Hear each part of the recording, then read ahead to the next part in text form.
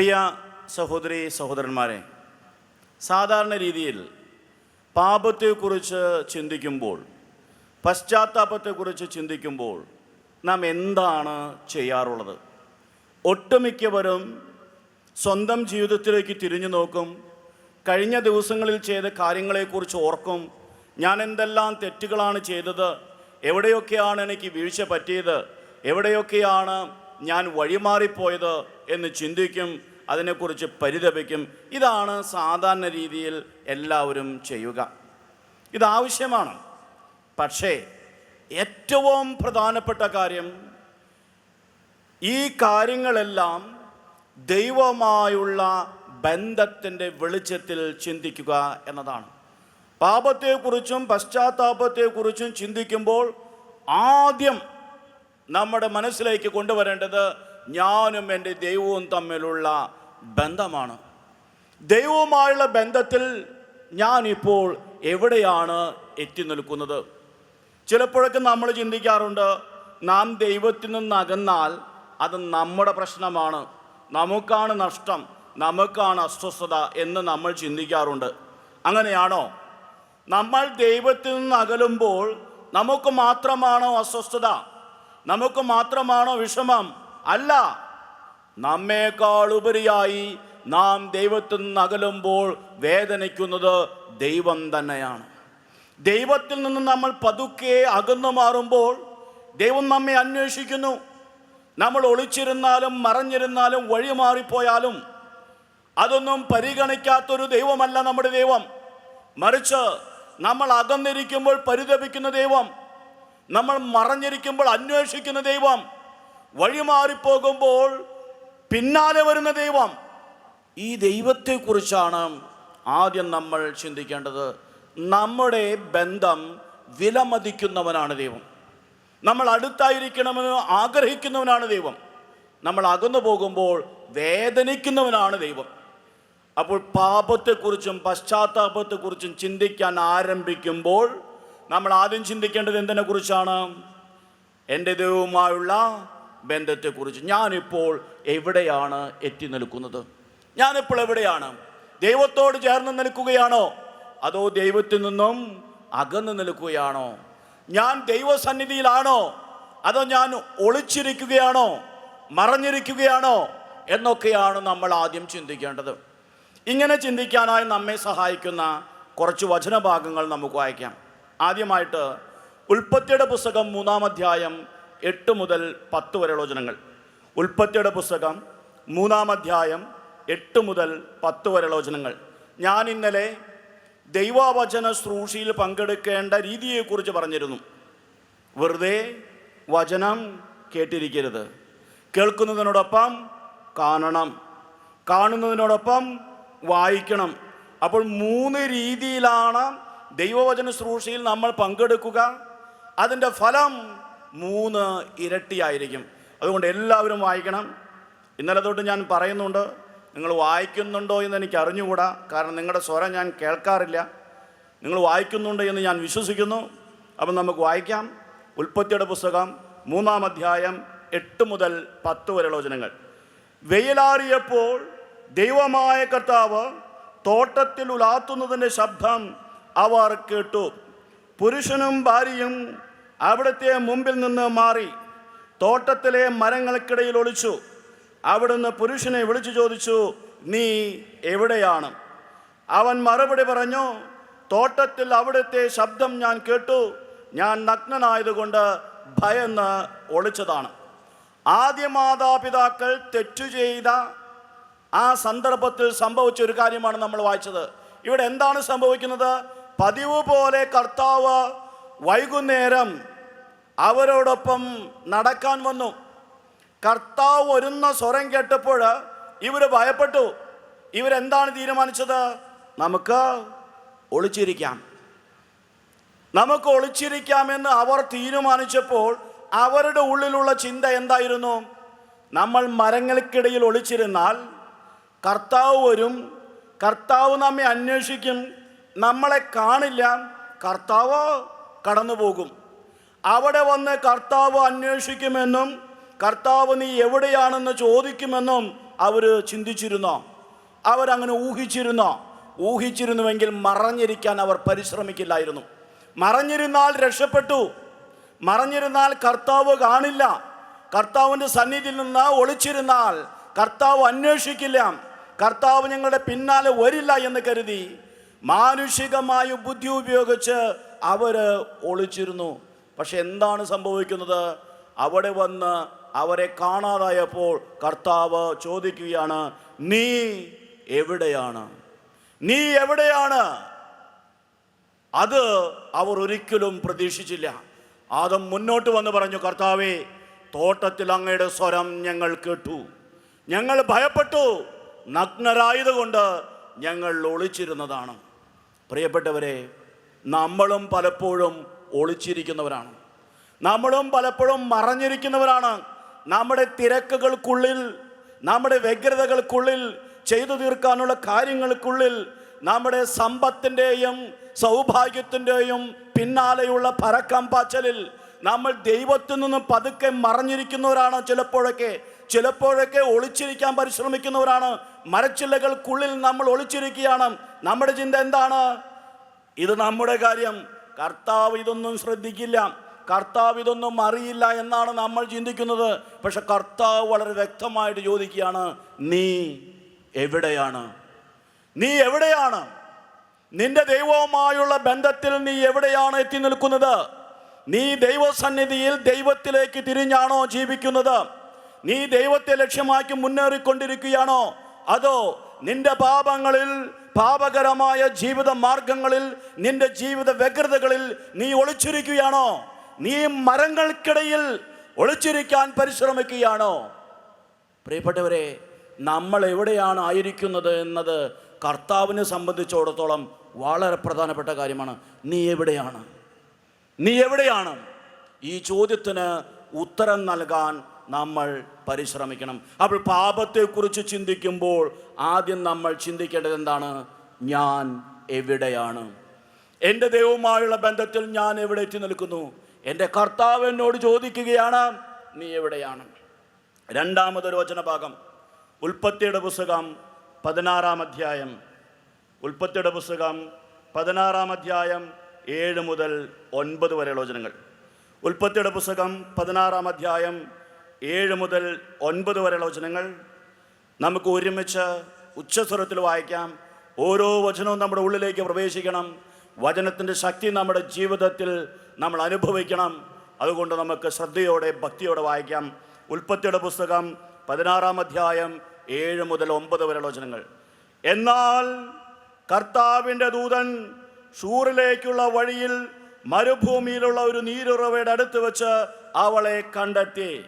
ദൂതൻ അവളോട് ചോദിച്ചു, സാറായുടെ ദാസിയായ ഹാഗാറേ, നീ എവിടെ നിന്ന് വരുന്നു? എങ്ങോട്ട് പോകുന്നു? അവൾ പ്രതിവചിച്ചു, ഞാൻ യജമാനത്തിയായ സാറായിൽ നിന്ന് ഓടിപ്പോവുകയാണ്. കർത്താവിൻ്റെ ദൂതൻ അവളോട് പറഞ്ഞു, നീ യജമാനത്തിയുടെ അടുത്തേക്ക് തിരിച്ചുപോയി അവൾക്ക് കീഴ്പ്പെട്ടിരിക്കുക. സാറായുടെ ദാസിയായ ഹാഗാർ ഒളിച്ചോടിപ്പോകുന്ന രംഗമാണ് നമ്മൾ ഇപ്പോൾ കണ്ടത്. വാസ്തവത്തിൽ ഹാഗാർ ഓടിയൊളിക്കുമ്പോൾ ഹാഗാറിൻ്റെ ഉള്ളിലെ ചിന്ത എന്താണ്? എനിക്ക് സാറായുടെ കൂടെ ജീവിക്കാൻ പറ്റില്ല, ഞാൻ മടുത്തു, അതുകൊണ്ട് ഞാൻ ഓടിപ്പോവുകയാണ്. ഞാൻ ഓടിപ്പോയാൽ സാറ കണ്ടുപിടിക്കില്ല, അബ്രാഹാം മനസ്സിലാക്കില്ല, കർത്താവ് എന്നെ കാണുകയില്ല എന്നൊക്കെ ചിന്തിച്ച് രക്ഷപ്പെടാം, ഓടിയൊളിക്കാം എന്ന് കരുതി ഹാഗാർ ഓടിപ്പോവുകയാണ്. പക്ഷെ എന്തു സംഭവിക്കുന്നു? കർത്താവിൻ്റെ ദൂതൻ വളരെ വ്യക്തമായി ഹാഗാറിനെ കാണുന്നു. എന്നിട്ട് 2 ചോദ്യങ്ങൾ ചോദിക്കുന്നു. എന്താണ് ചോദിക്കുന്നത്? സാറായുടെ ദാസിയായ ഹാഗാറേ, നീ എവിടെ നിന്ന് വരുന്നു? നീ എങ്ങോട്ട് പോകുന്നു? ഹാഗാർ ഒട്ടും പ്രതീക്ഷിച്ചിട്ടുണ്ടാവില്ല. ആരും കാണില്ല, ആരും കണ്ടുപിടിക്കില്ല എന്ന് കരുതി ഹാഗാറിനെ കർത്താവിൻ്റെ ദൂതൻ വഴിയിൽ വെച്ച് കണ്ടുമുട്ടിയിരിക്കുകയാണ്. ഹാഗാറേ, നീ എങ്ങോട്ടാണ് പോകുന്നത്? നീ എവിടെ നിന്നാണ് വരുന്നത്? അവൾ ആരും കാണില്ല എന്ന് കരുതി ഓടിപ്പോകാൻ പരിശ്രമിച്ച ഹാഗാറിനെ കർത്താവിൻ്റെ ദൂതൻ കണ്ടെത്തി. ചിലപ്പോഴൊക്കെ നമ്മൾ ഓടിയൊളിക്കാൻ പരിശ്രമിക്കാറുണ്ട്. കർത്താവിന് മനസ്സിലാകില്ല, കർത്താവ് അറിയില്ല, ഞാൻ എൻ്റെ തിരക്കിലാണ്, ഞാൻ ഇപ്പോൾ ഒരുപാട് കാര്യങ്ങൾ ചെയ്തു തീർക്കാനുള്ള വ്യഗ്രതയിലാണ് എന്നൊക്കെ കരുതി നമ്മൾ പതുക്കെ പതുക്കെ കർത്താവിൽ നിന്ന് അകലുന്നു. നമ്മൾ എന്താണ് കരുതുന്നത്? ഇത് നമ്മുടെ കാര്യം, നമുക്ക് മാത്രമേ ഇതറിയൂ എന്നാണ് നമ്മൾ കരുതുന്നത്. പക്ഷെ കർത്താവ് കാണുന്നുണ്ട്, കർത്താവ് മനസ്സിലാക്കുന്നുണ്ട്. കർത്താവ് ഹാഗാറിനോട് ചോദിച്ച 2 ചോദ്യങ്ങൾ ഇന്ന് നമ്മോടും ചോദിക്കുന്നു. നീ എവിടെ നിന്നാണ് വരുന്നത്? നീ എവിടെ നിന്നാണ് വരുന്നത്? നിന്റെ ആരംഭം എങ്ങനെയായിരുന്നു? നീ ജീവിതം എങ്ങനെയാണ് ആരംഭിച്ചത്? ഇപ്പോൾ നീ എങ്ങോട്ടാണ് പോയിക്കൊണ്ടിരിക്കുന്നത്? നിന്റെ ജീവിതം എങ്ങോട്ടാണ് പോയിക്കൊണ്ടിരിക്കുന്നത്? നിന്റെ പോക്ക് എങ്ങനെയുള്ളതാണ്? നീ ഇങ്ങനെ പോയാൽ സ്വർഗരാജ്യത്തിലെത്തുമോ? നീ ഇങ്ങനെ പോയാൽ നിന്റെ ജീവിതം കൊണ്ട് കർത്താവിനെ മഹത്വപ്പെടുത്തുമോ? നീ കർത്താവിൽ നിന്നും അകന്നു പോയിക്കൊണ്ടിരിക്കുകയാണോ? അകന്നു പോകുന്നത് നമ്മൾ അറിഞ്ഞില്ലെങ്കിലും കർത്താവ് അറിയും. നാം ഓടി അകലുന്നത് ആരും കാണില്ല എന്ന് നമ്മൾ കരുതിയാലും കർത്താവ് കാണും. കർത്താവ് നമ്മെ കണ്ടുമുട്ടും. കർത്താവ് നമ്മെ തിരിച്ചറിയും. ഹാഗാർ പ്രതീക്ഷിക്കാത്ത രീതിയിൽ കർത്താവിൻ്റെ ദൂതൻ ഹാഗാറിൻ്റെ ജീവിതത്തിൽ ഇടപെട്ടു. ഇങ്ങനെ കർത്താവിൽ നിന്നും മാറിപ്പോകാൻ പരിശ്രമിക്കുന്ന, ഓടിയൊളിക്കാൻ പരിശ്രമിക്കുന്ന ആർക്കും മനസ്സിലാകില്ല. കുടുംബത്തിലുള്ളവർക്കോ മാതാപിതാക്കൾക്കോ മക്കൾക്കോ ജീവിത പങ്കാളിക്കോ എൻ്റെ ജീവിത വഴികൾ അറിയില്ല എന്ന് നമ്മൾ കരുതിയാൽ കർത്താവിന് അതറിയാം. കർത്താവിന് വ്യക്തമായും അറിയാം. കർത്താവ് ഇന്ന് നമ്മോട് ചോദിക്കുന്നു, നീ എവിടെ നിന്നാണ് വരുന്നത്? നീ എങ്ങോട്ടാണ് പോകുന്നത്? മറ്റൊരു വചനഭാഗം നമുക്ക് നോക്കാം. യോനായുടെ പുസ്തകം 1-ാം അധ്യായം 8-9 വചനങ്ങൾ. യോനായുടെ പുസ്തകം 1-ാം അധ്യായം 8-9 വചനങ്ങൾ. യോനായുടെ പുസ്തകം 1-ാം അധ്യായം 8-9 വചനങ്ങൾ. നമ്മൾ ഇതിനു മുമ്പ് ചെയ്തതുപോലെ ഉച്ചത്തിൽ ഒരുമിച്ച് ഭക്തിയോടെ നമുക്ക് വായിക്കാം. അപ്പോൾ അവർ അവനോട് ചോദിച്ചു, പറയൂ, ആര് നിമിത്തമാണ് ഈ അനർത്ഥം നമ്മുടെ മേൽ വന്നത്? നിന്റെ തൊഴിൽ എന്താണ്? നീ എവിടെ നിന്ന് വരുന്നു? നിന്റെ നാട് ഏതാണ്? നീ ഏത് ജനതയിൽ പെടുന്നു? അവൻ പറഞ്ഞു, ഞാനൊരു ഹെബ്രായനാണ്. കടലും കരയും സൃഷ്ടിച്ച സ്വർഗസ്ഥനായ ദൈവമായ കർത്താവിനെയാണ് ഞാൻ ആരാധിക്കുന്നത്. ഒരു വചനം കൂടി നമുക്ക് വായിക്കാം, 10-ാമത്തെ വചനം.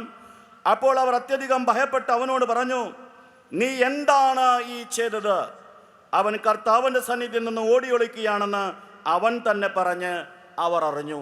സന്ദർഭം നമുക്കറിയാം. യോന ഓടിയൊളിക്കാൻ പരിശ്രമിക്കുന്നു. വഴിമാറിപ്പോയാൽ ആർക്കും മനസ്സിലാകില്ല എന്ന് യോന കരുതി. ആരും കണ്ടുപിടിക്കില്ല, കർത്താവ് തിരിച്ചറിയില്ല എന്ന് യോന കരുതി. അങ്ങനെ വഴിമാറിപ്പോയി. കർത്താവ് പറഞ്ഞതിൽ നിന്നും വ്യത്യസ്തമായ സ്ഥലത്തേക്ക് യാത്രയായി. പക്ഷെ എന്താണ് സംഭവിച്ചത്? യോന പിടിക്കപ്പെട്ടു. യോനായെ കർത്താവ് തടഞ്ഞു. യോനായുടെ പദ്ധതികൾ തകിടം മറഞ്ഞു. കർത്താവ് ഇടപെട്ടു. മനുഷ്യരിലൂടെ കർത്താവ് ചോദിക്കുകയാണ്, നീ എവിടെ നിന്നാണ് വരുന്നത്? നീ എന്താണ് ഈ ചെയ്യുന്നത്? നീ എവിടെ നിന്ന് വരുന്നു? ഏത് ജനതയിൽപ്പെടുന്നു? ഏത് ദൈവത്തെയാണ് നീ ആരാധിക്കുന്നത്? ഇതിനു മുമ്പ് ആദാമിനോട് കർത്താവും ഹാഗാറിനോട് കർത്താവിൻ്റെ ദൂതനും ചോദിച്ച ചോദ്യങ്ങൾക്ക് സമാനമായ ചോദ്യങ്ങൾ തന്നെയാണ് ആ മനുഷ്യരും യോനായോട് ചോദിക്കുന്നത്. പ്രിയ സഹോദരി സഹോദരന്മാരെ, 3 സന്ദർഭങ്ങൾ നമ്മൾ കണ്ടു. തെറ്റ് ചെയ്ത ആദ്യ മാതാപിതാക്കൾ മറഞ്ഞിരുന്ന, ഒളിച്ചിരുന്ന സന്ദർഭം, ഹാഗാർ ഓടിയൊളിക്കാൻ പരിശ്രമിച്ച സന്ദർഭം, യോന വഴിമാറിപ്പോകാൻ പരിശ്രമിച്ച സന്ദർഭം. ഈ 3 സന്ദർഭങ്ങളിലും ഒളിച്ചിരുന്നവർ, ഓടിയൊളിച്ചവർ, വഴിമാറിപ്പോയവർ ചിന്തിച്ചിട്ടുണ്ടോ കണ്ടുപിടിക്കപ്പെടുമെന്ന്? അവരോട് കർത്താവ് ചോദിക്കുമെന്ന്? ഇല്ല. മറഞ്ഞിരിക്കാം, ആർക്കും അറിയില്ല, അകന്നു പോകാം, വഴിമാറിപ്പോയാലും സാരമില്ല എന്നൊക്കെ കരുതിയാണ് അവർ പോയത്. പക്ഷെ കർത്താവിനെ സംബന്ധിച്ചിടത്തോളം ആ ബന്ധം വളരെ പ്രധാനപ്പെട്ടതായിരുന്നു. തൻ്റെ മക്കൾ അകന്നിരിക്കുന്നത് ഈ കർത്താവിന് ഇഷ്ടമില്ല. തൻ്റെ മക്കൾ അകന്നിരിക്കുന്നത് ഈ കർത്താവ് കണ്ടുപിടിക്കും. തൻ്റെ മക്കൾ അകന്നു പോകുന്നത് വേദനയോടെ നോക്കിയിരിക്കുന്ന കർത്താവ് പ്രതികരിക്കും. അതുകൊണ്ടാണ് കർത്താവ് പ്രതികരിച്ചത്, നീ എവിടെയാണ്? നീ എവിടെ നിന്നാണ് വരുന്നത്? നീ എങ്ങോട്ടാണ് പോകുന്നത്? നീ എന്താണ് ചെയ്യുന്നത്? പ്രിയ സഹോദരി സഹോദരന്മാരെ, ഈ ജീവിതത്തിൻ്റെ പ്രത്യേകമായ ഘട്ടത്തിൽ ഇന്ന് പരിശുദ്ധ വല്ലാർപാടത്തമ്മയുടെ തിരുമുറ്റത്ത് വെച്ച് കർത്താവ് നമ്മോട് ചോദിക്കുകയാണ്, നീ എവിടെയാണ്? ഈ വചനകൂടാരത്തിൻ്റെ കീഴിൽ ഞാൻ ഇരിക്കുകയാണ് എന്നതല്ല നമ്മൾ പറയേണ്ടത്. നമ്മുടെ ആധ്യാത്മിക ജീവിതത്തിൽ ദൈവവുമായുള്ള ബന്ധത്തിൽ നാം ഇപ്പോൾ എവിടെയാണ് എത്തി നിൽക്കുന്നത്? നീ എങ്ങോട്ടാണ് പോയിക്കൊണ്ടിരിക്കുന്നത്? നിന്റെ പോക്ക് ശരിയാണോ? നീ സ്വർഗത്തിലേക്കാണോ പോകുന്നത്? നിന്റെ പ്രവർത്തികൾ എന്തൊക്കെയാണ്? പിന്നെ കർത്താവ് ചോദിക്കുന്നു, നീ എന്താണ് ഈ ചെയ്തത്? നീ എന്താണ് ഈ ചെയ്തുകൊണ്ടിരിക്കുന്നത്? അപ്പോൾ കർത്താവ് നമ്മുടെ ജീവിതത്തിൽ ഇടപെടുന്നു. കർത്താവ് നമ്മെ തൻ്റെ പക്കൽ നിന്ന് അകന്നു പോകുമ്പോൾ ശകാരിക്കുന്നു, വേദനയോടെ നമ്മോട് പ്രതികരിക്കുന്നു. ഈ കർത്താവ് ഇന്ന് നമ്മോട് നീ എവിടെയാണ്, നീ എങ്ങോട്ടാണ് പോകുന്നത് എന്നൊക്കെ ചോദിക്കുമ്പോൾ നമുക്ക് ആർക്കെങ്കിലും ഒഴിവ് കഴിവുകൾ പറഞ്ഞ് രക്ഷപ്പെടാൻ സാധിക്കുമോ? ഒഴിവ് കഴിവുകൾ പറഞ്ഞ് രക്ഷപ്പെടാൻ സാധിക്കുമോ? രക്ഷപ്പെടാൻ സാധിക്കില്ല. മനുഷ്യരുടെ കണ്ണുകൾ നമുക്ക് മറയ്ക്കാം, മനുഷ്യരുടെ കണ്ണിൽ നിന്ന് നമുക്ക് രക്ഷപ്പെടാം. ഈ മനുഷ്യരൊക്കെ പരിശ്രമിച്ചത് അതാണ്. മനുഷ്യരെ പോലെയാണ് ദൈവമെന്ന് കരുതിയാണ് ദൈവസന്നിധിയിൽ നിന്ന് മറഞ്ഞിരിക്കുവാനും ഓടിപ്പോകാനും ഇവർ പരിശ്രമിച്ചത്. പക്ഷെ കർത്താവ് മനുഷ്യരെ പോലെയല്ല. ഈ ഭൂമിയിലെ ഏത് മനുഷ്യൻ്റെയും കണ്ണുകളെ നമുക്ക് മൂടിവെക്കാം, ആരുടെ കണ്ണിൽ നിന്നും നമുക്ക് രക്ഷപ്പെടാം. പക്ഷെ കർത്താവിൻ്റെ കൺമുമ്പിൽ നമുക്കാർക്കും മറഞ്ഞിരിക്കാൻ സാധ്യമല്ല. ഹെബ്രായർക്കുള്ള ലേഖനം 4-ാം അധ്യായം 12-ാമത്തെ വചനം നമുക്ക് വായിക്കാം. ഹെബ്രായർക്കുള്ള ലേഖനം 4-ാം അധ്യായം 13. ഹെബ്രായർക്കുള്ള ലേഖനം 4-ാം അധ്യായം 13-ാമത്തെ വചനം. കർത്താവ് നമ്മെ എങ്ങനെയാണ് കണ്ടുകൊണ്ടിരിക്കുന്നതെന്ന് ഈ വചനം നമ്മെ ഓർമ്മപ്പെടുത്തുന്നു. ഒരിക്കൽ കൂടി നമുക്കെല്ലാവർക്കും ഭക്തിയോടെ ഈ വചനം വായിക്കാം. ഈ വചനത്തിൻ്റെ ശക്തി നമ്മിലേക്ക് പ്രവേശിക്കട്ടെ. ഈ വചനത്തിൻ്റെ അർത്ഥം നമുക്ക് മനസ്സിലാക്കട്ടെ. നമുക്ക് വായിക്കാം. അവൻ്റെ മുമ്പിൽ ഒരു സൃഷ്ടിയും മറഞ്ഞിരിക്കുന്നില്ല. അവിടുത്തെ കൺമുമ്പിൽ സകലതും അനാവൃതവും വ്യക്തവുമാണ്. നാം കണക്ക് ബോധിപ്പിക്കേണ്ടതും അവിടുത്തെ സന്നിധിയിലാണ്. ഇതാണ് കർത്താവിൻ്റെ കാഴ്ച, ഇതാണ് കർത്താവിൻ്റെ പരിപാലന, ഇതാണ് കർത്താവിൻ്റെ കരുതൽ. വചനം പറയുകയാണ്, അവൻ്റെ മുമ്പിൽ ഒരു സൃഷ്ടിയും മറഞ്ഞിരിക്കുന്നില്ല. നമുക്ക് തമ്പുരാൻ്റെ മുമ്പിൽ മറഞ്ഞിരിക്കാൻ സാധിക്കുമോ? ഇല്ല. എന്നാൽ നമ്മിൽ പലരും വാസ്തവത്തിൽ മറഞ്ഞിരിക്കുകയല്ലേ? ആണ്. അവൻ അറിയാം, അവൻ കാണുന്നു. അതുകൊണ്ടാണ് അവൻ ചോദിക്കുന്നത്, നീ എവിടെയാണ്? നീ എവിടെയാണ്? എന്നോടുള്ള ബന്ധത്തിൽ നീ ഇപ്പോൾ എവിടെയാണ് എത്തി നിൽക്കുന്നത്?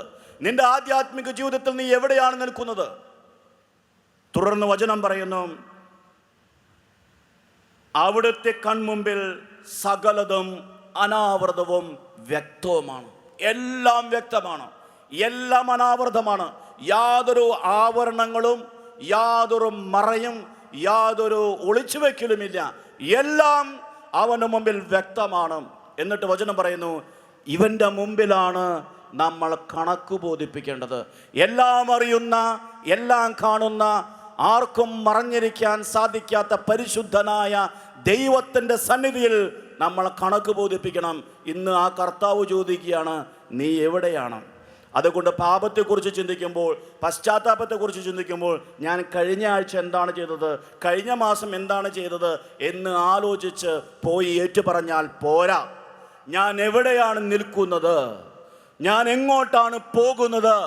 എൻ്റെ ദൈവത്തോടുള്ള ബന്ധത്തിൽ ഞാൻ എവിടെയാണ് എത്തി നിൽക്കുന്നത് എന്ന് കർത്താവിനോട് ഏറ്റുപറയണം, കണ്ടുപിടിക്കണം, മനസ്സിലാക്കണം.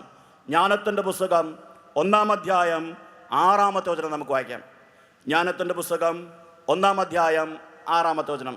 ഈ വചനത്തിന് 2 ഭാഗങ്ങളുണ്ട്. 2-ാമത്തെ ഭാഗം നമുക്ക് വായിക്കാം. ജ്ഞാനത്തിൻ്റെ പുസ്തകം 1-ാം അധ്യായം 6-ാമത്തെ വാക്യത്തിൻ്റെ 2-ാമത്തെ ഭാഗം. ദൈവം മനസ്സിൻ്റെ സൂക്ഷ്മ വ്യാപാരങ്ങളെ അറിയുന്നവനും ഹൃദയത്തെ യഥാർത്ഥമായി നിരീക്ഷിക്കുന്നവനും നാവിൽ നിന്ന് ഉതിരുന്നത് കേൾക്കുന്നവനുമാണ്. ആരാണ് ദൈവം? മനസ്സിൻ്റെ സൂക്ഷ്മ വ്യാപാരങ്ങളെ അറിയുന്നവൻ. ആർക്കും തിരിച്ചറിയാൻ സാധിക്കാത്ത നമ്മുടെ ഉള്ളിലെ സൂക്ഷ്മ വിചാരങ്ങൾ അവനറിയാം. ഒപ്പം താമസിക്കുന്നവർക്ക് അറിഞ്ഞില്ല എന്ന് വരാം, ഒപ്പം താമസിക്കുന്നവർ മനസ്സിലാക്കിയില്ല എന്ന് വരാം. പക്ഷെ നമ്മുടെ ഉള്ളിലെ വിചാരങ്ങൾ, നമ്മുടെ സൂക്ഷ്മമായ വിചാരങ്ങൾ കർത്താവിന് അറിയാം. അവിടുന്ന് ഹൃദയത്തെ യഥാർത്ഥമായി നിരീക്ഷിക്കുന്നു. മറ്റുള്ളവർ നമ്മുടെ ബാഹ്യമായ കാര്യങ്ങൾ കാണുന്നു, മറ്റുള്ളവർ നമ്മുടെ ശരീരത്തെ കാണുന്നു, എന്നാൽ കർത്താവ് നമ്മുടെ ഹൃദയത്തെ നിരീക്ഷിക്കുന്നു. തന്നെയുമെല്ലാം നാവിൽ നിന്ന് ഉതിരുന്ന എല്ലാം കേൾക്കുന്നവനാണ്. തനിയെ സംസാരിച്ചാലും 10 പേരോട് സംസാരിച്ചാലും ഉറക്കത്തിൽ സംസാരിച്ചാലും ഉണർന്നിരിക്കുമ്പോൾ സംസാരിച്ചാലും കർത്താവിനറിയാം. എൻ്റെ നാവിൽ നിന്ന് ഉതിരുന്ന ഓരോ വാക്കും അവൻ കേൾക്കുന്നു, അവനതറിയാം. ഈ കർത്താവാണ് ചോദിക്കുന്നത്, നീ എവിടെയാണ്? നിന്റെ സൂക്ഷ്മ വ്യാപാരങ്ങൾ അറിയുന്ന, നിന്റെ രഹസ്യ വഴികൾ അറിയുന്ന, നിന്റെ ഉള്ളിൻ്റെ ഉള്ളിലെ എല്ലാ വിചാരങ്ങളും മനസ്സിലാക്കുന്ന, നിന്റെ ഹൃദയത്തെ സസൂക്ഷ്മം നിരീക്ഷിക്കുന്ന, നിന്റെ നാവിൽ നിന്ന് ഉതിരുന്ന ഓരോ വാക്കും, നിന്റെ മനസ്സിൽ മുളയെടുക്കുന്ന ഓരോ ആലോചനയും തിരിച്ചറിയുന്ന കർത്താവ് ചോദിക്കുകയാണ്, നീ എവിടെയാണ്? ചില മനുഷ്യര് കർത്താവിൻ്റെ കാഴ്ചയെക്കുറിച്ച് ചിന്തിക്കാറില്ല. അവർ മനുഷ്യരുടെ കാഴ്ചയെക്കുറിച്ച് മാത്രമാണ് ചിന്തിക്കുക. മനുഷ്യരുടെ മുമ്പിൽ നല്ലവനായി കാണപ്പെടണം, മനുഷ്യർ എന്നെക്കുറിച്ച് നല്ലത് പറയണം, മനുഷ്യരുടെ മുമ്പിൽ ഞാൻ നല്ലവനായിരിക്കണം, മനുഷ്യരെക്കുറിച്ച് മാത്രമേ ചിന്തിക്കൂ. എന്നാൽ ദൈവത്തിൻ്റെ കണ്ണുകൾ മനുഷ്യരുടെ കണ്ണുകളേക്കാൾ ശക്തമാണെന്നും ദൈവം നിരന്തരം നിരീക്ഷിച്ചു കൊണ്ടിരിക്കുന്നവനാണെന്നും ഇങ്ങനെയുള്ളവർ മറന്നുപോകുന്നു. അവരെക്കുറിച്ച് വചനം പറയുന്നത് നമുക്ക് ശ്രദ്ധിക്കാം. പ്രഭാഷകൻ്റെ പുസ്തകം 23-ാം അധ്യായം 19-ാമത്തെ വചനം. പ്രഭാഷകൻ്റെ പുസ്തകം 23-ാം അധ്യായം 19-ാമത്തെ വചനം. മനുഷ്യരുടെ കണ്ണുകളെ മാത്രം ഭയപ്പെടുന്ന, മനുഷ്യരുടെ ദൃഷ്ടിയെക്കുറിച്ച് മാത്രം കരുതലുള്ള മനുഷ്യരെക്കുറിച്ച് ദൈവം പറയുന്നത് ഇപ്രകാരമാണ്: മനുഷ്യനെ മാത്രമേ അവൻ ഭയപ്പെടുന്നുള്ളൂ, ദൈവത്തെക്കുറിച്ച് ചിന്തിക്കുന്നേയില്ല. ദൈവം കാണുന്നുവെന്നോ ദൈവം മനസ്സിലാക്കുന്നുവെന്നോ ചിന്തിക്കുന്നേയില്ല. മനുഷ്യരുടെ മുമ്പിൽ മാത്രം ഞാൻ നല്ലവനായിരിക്കണം. അവരെക്കുറിച്ച് കർത്താവ് പറയുകയാണ്, കർത്താവിൻ്റെ കണ്ണുകൾ സൂര്യനേക്കാൾ 10,000 മടങ്ങ് പ്രകാശമുള്ളതാണെന്ന് അവൻ അറിയുന്നില്ല. അവിടുന്ന് മനുഷ്യൻ്റെ എല്ലാ മാർഗങ്ങളും നിരീക്ഷിക്കുകയും നിഗൂഢ സ്ഥലങ്ങൾ കണ്ടുപിടിക്കുകയും ചെയ്യുന്നു. ദൈവത്തിൻ്റെ കണ്ണുകൾ സൂര്യനേക്കാൾ 10,000 മടങ്ങ് പ്രകാശമുള്ളതാണ്. ഇത് മനുഷ്യർ മനസ്സിലാക്കുന്നില്ല. നിന്റെ രഹസ്യ വഴികൾ കർത്താവിനറിയാം, നിന്റെ ആത്മാവിൻ്റെ വിചാരങ്ങൾ അറിയാം, നിന്റെ മനസ്സിൽ മുളയെടുക്കുന്ന ഓരോ ചിന്തയും അവിടത്തേക്ക് അറിയാം. അതുകൊണ്ട് വചനം പറയുന്നു, അവിടുന്ന് മനുഷ്യൻ്റെ എല്ലാ മാർഗങ്ങളും നിരീക്ഷിക്കുകയും നിഗൂഢ സ്ഥലങ്ങൾ കണ്ടുപിടിക്കുകയും ചെയ്യുന്നു.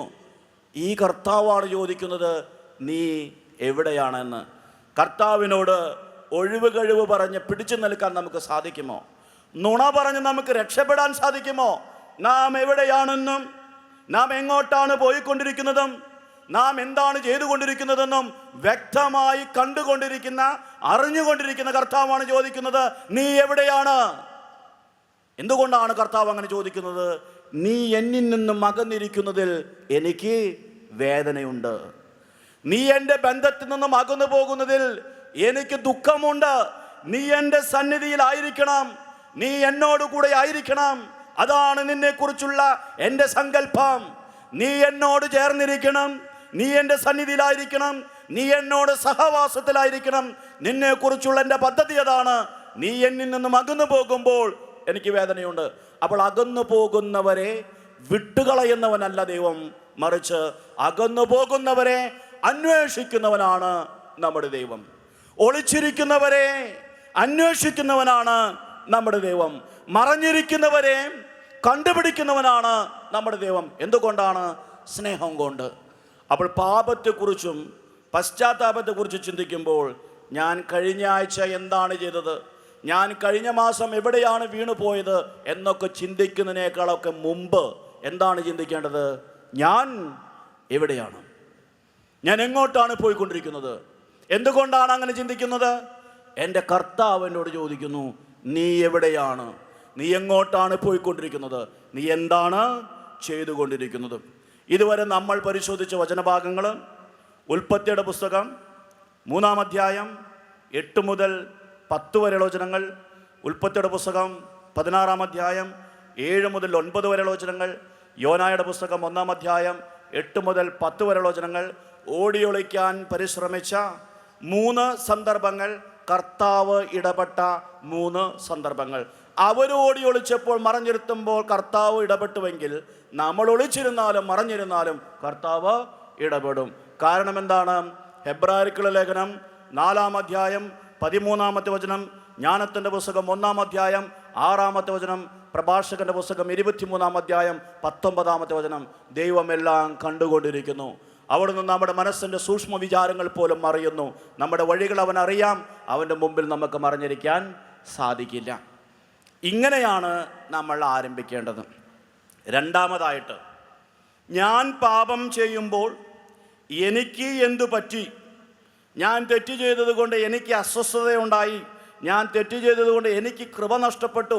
ഞാൻ തെറ്റ് ചെയ്തതുകൊണ്ട് എൻ്റെ സമാധാനം നഷ്ടപ്പെട്ടു. അതുകൊണ്ട് ഞാൻ പോയി കുമ്പസാരിക്കണം. ഇങ്ങനെയല്ലേ നമ്മിൽ ബഹുഭൂരിപക്ഷം പേരും കുമ്പസാരിക്കാറുള്ളത്?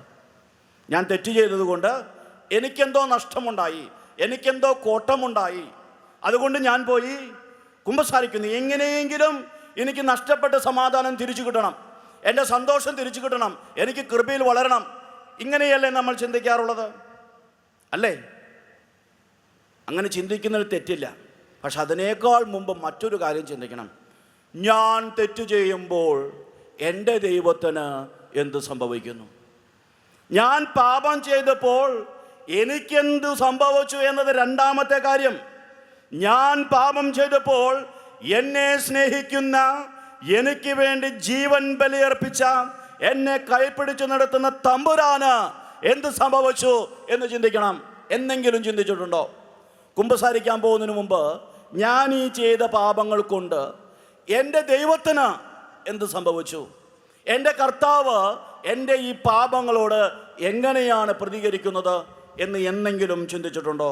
സാധാരണ രീതിയിൽ പാപത്തെക്കുറിച്ച് ചിന്തിക്കുമ്പോൾ നമ്മൾ നമ്മെക്കുറിച്ച് മാത്രമാണ് ചിന്തിക്കാറുള്ളത്. എനിക്കെന്ത് പറ്റി? എനിക്കെന്ത് നഷ്ടമുണ്ടായി? എനിക്കെന്ത് കോട്ടമുണ്ടായി? എനിക്കെന്ത് അസ്വസ്ഥതയുണ്ടായി എന്ന് നമ്മൾ ചിന്തിക്കും. അങ്ങനെ പോയി കുമ്പസാരിക്കും. പ്രിയപ്പെട്ടവരെ, പാപം നമ്മെ മാത്രം ബാധിക്കുന്ന കാര്യമല്ല. പാപം നമ്മെയും ദൈവത്തെയും ബാധിക്കുന്ന കാര്യമാണ്. ആദ്യമായി അത് ദൈവത്തെയാണ് ബാധിക്കുന്നത്. എന്ന് പറഞ്ഞാൽ പാപം വഴി നമ്മൾ അകന്നു പോകുമ്പോൾ ദൈവം വേദനിക്കുന്നു, ദൈവം പരിതപിക്കുന്നു, ദൈവം ദുഃഖിക്കുന്നു. അതുകൊണ്ടാണ് വേദനയോട് ചോദിക്കുന്നത്, നീ എവിടെയാണ്? നീ എന്തുകൊണ്ടാണ് അകന്നു പോകുന്നത്? നീ എന്തുകൊണ്ടാണ് ഒളിച്ചിരിക്കുന്നത്? നീ എന്തുകൊണ്ടാണ് മറന്നിരിക്കുന്നത്? നീ എന്തുകൊണ്ടാണ് എന്നിൽ നിന്നും അകന്നിരിക്കുന്നതെന്ന് കർത്താവ് ചോദിക്കാനുള്ള കാരണം എന്താണ്? നീ അകന്നു പോകുമ്പോൾ കർത്താവിന് വേദനയുണ്ട്. അപ്പോൾ പാപം എന്ന് പറയുന്നത് നമ്മെ മാത്രം ബാധിക്കുന്ന കാര്യം അല്ല, ദൈവത്തെയും ബാധിക്കുന്ന കാര്യമാണ്. ദൈവത്തെ എങ്ങനെയാണ് ബാധിക്കുന്നത്? ദൈവത്തിൻ്റെ ദൈവത്വത്തിന് ഒന്നും സംഭവിക്കില്ല, ദൈവത്തിൻ്റെ ശക്തിക്കോ മഹത്വത്തിനോ ഒന്നും സംഭവിക്കില്ല. പക്ഷേ ദൈവവുമായുള്ള നമ്മുടെ ബന്ധത്തിൻ്റെ പശ്ചാത്തലത്തിൽ, ദൈവത്തിന് നമ്മോടുള്ള ബന്ധത്തിൻ്റെ തലത്തിൽ, വൈകാരിക തലത്തിൽ ദൈവത്തിന് വേദനയുണ്ട്, ദൈവത്തിന് പരിഭവമുണ്ട്, ദൈവത്തിന് നമ്മുടെ അകൽച്ചയിൽ ദുഃഖമുണ്ട്. അതുകൊണ്ടാണ് ദൈവം പ്രതികരിക്കുന്നത്, ചോദിക്കുന്നത്, അന്വേഷിച്ചു വരുന്നത്, നമ്മെ തേടി നമ്മുടെ പിന്നാലെ വരുന്നത്. ഇനി നമ്മൾ അകന്നാൽ ദൈവത്തിന് യാതൊരു വിഷമവുമില്ല എന്ന് കരുതുക. യാതൊരു വിഷമവുമില്ല, ഒരു പ്രതികരണവുമില്ല. നീ പോയോ? ഓക്കെ. നീ വന്നോ? ഓക്കെ.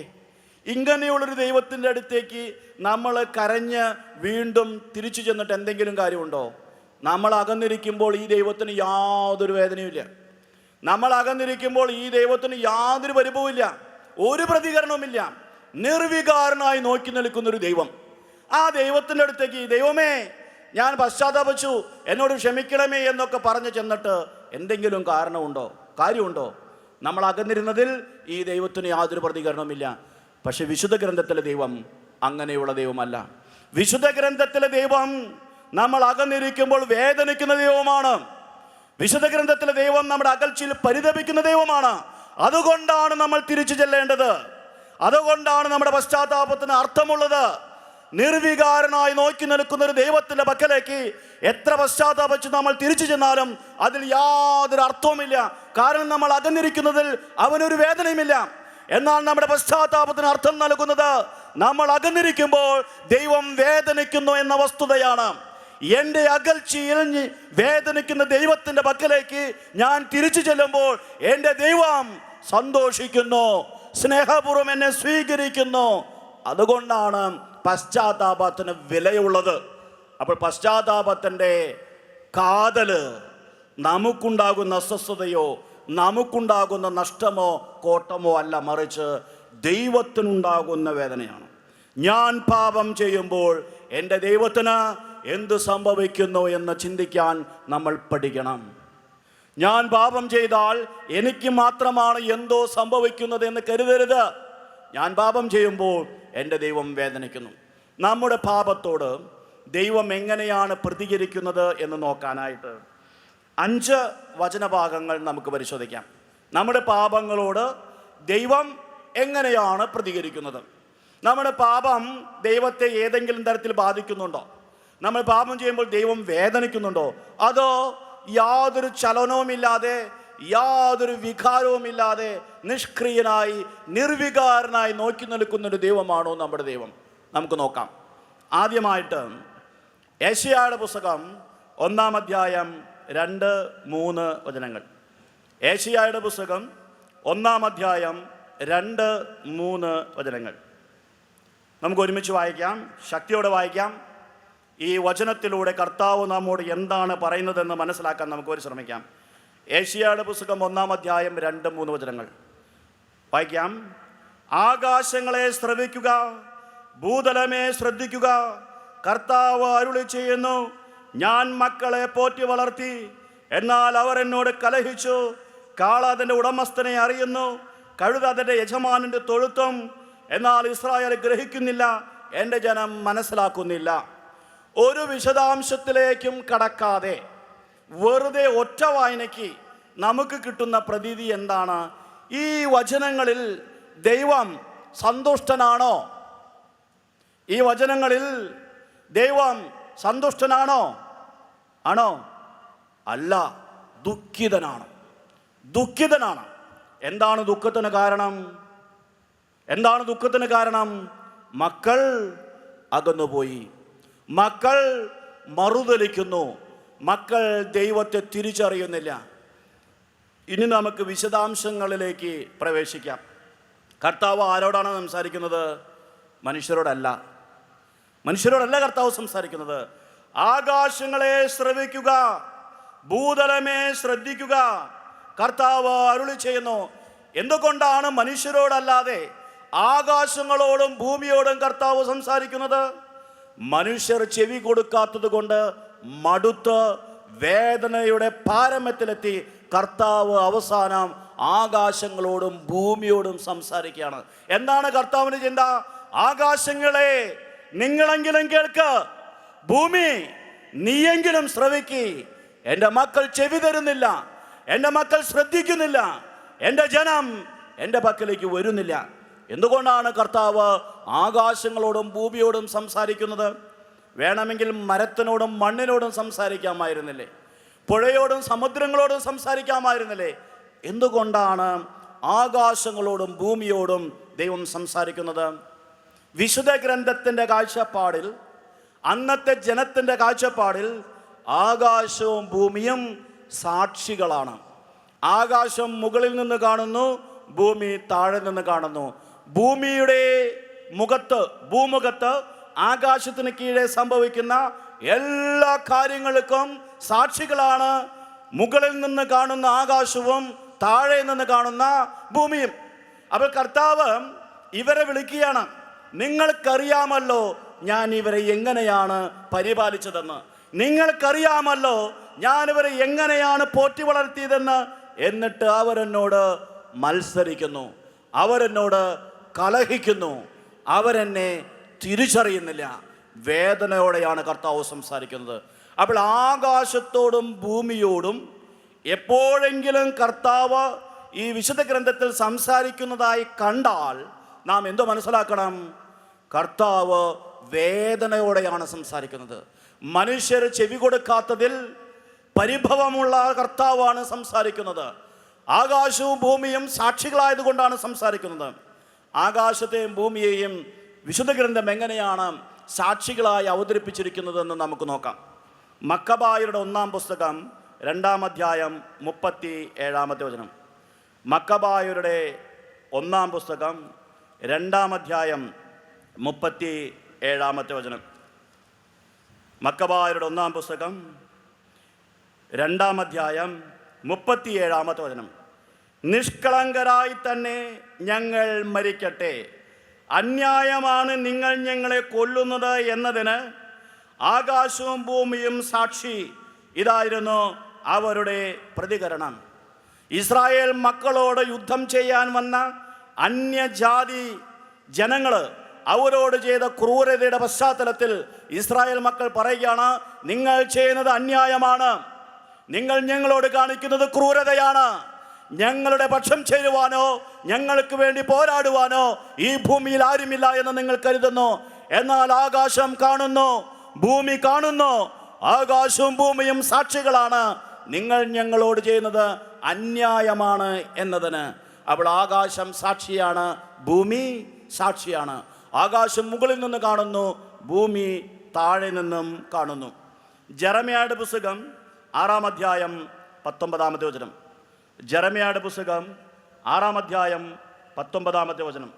കർത്താവ് ഭൂമിയോട് സംസാരിക്കുകയാണ്. ഞാൻ ജനത്തെ ശിക്ഷിക്കാൻ പോവുകയാണ്, ഞാൻ ജനത്തോട് പ്രതികാരം ചെയ്യാൻ പോവുകയാണ്, ഭൂമി നീ കേട്ടാലും എന്ന് പറഞ്ഞാണ് സംസാരിക്കുന്നത്.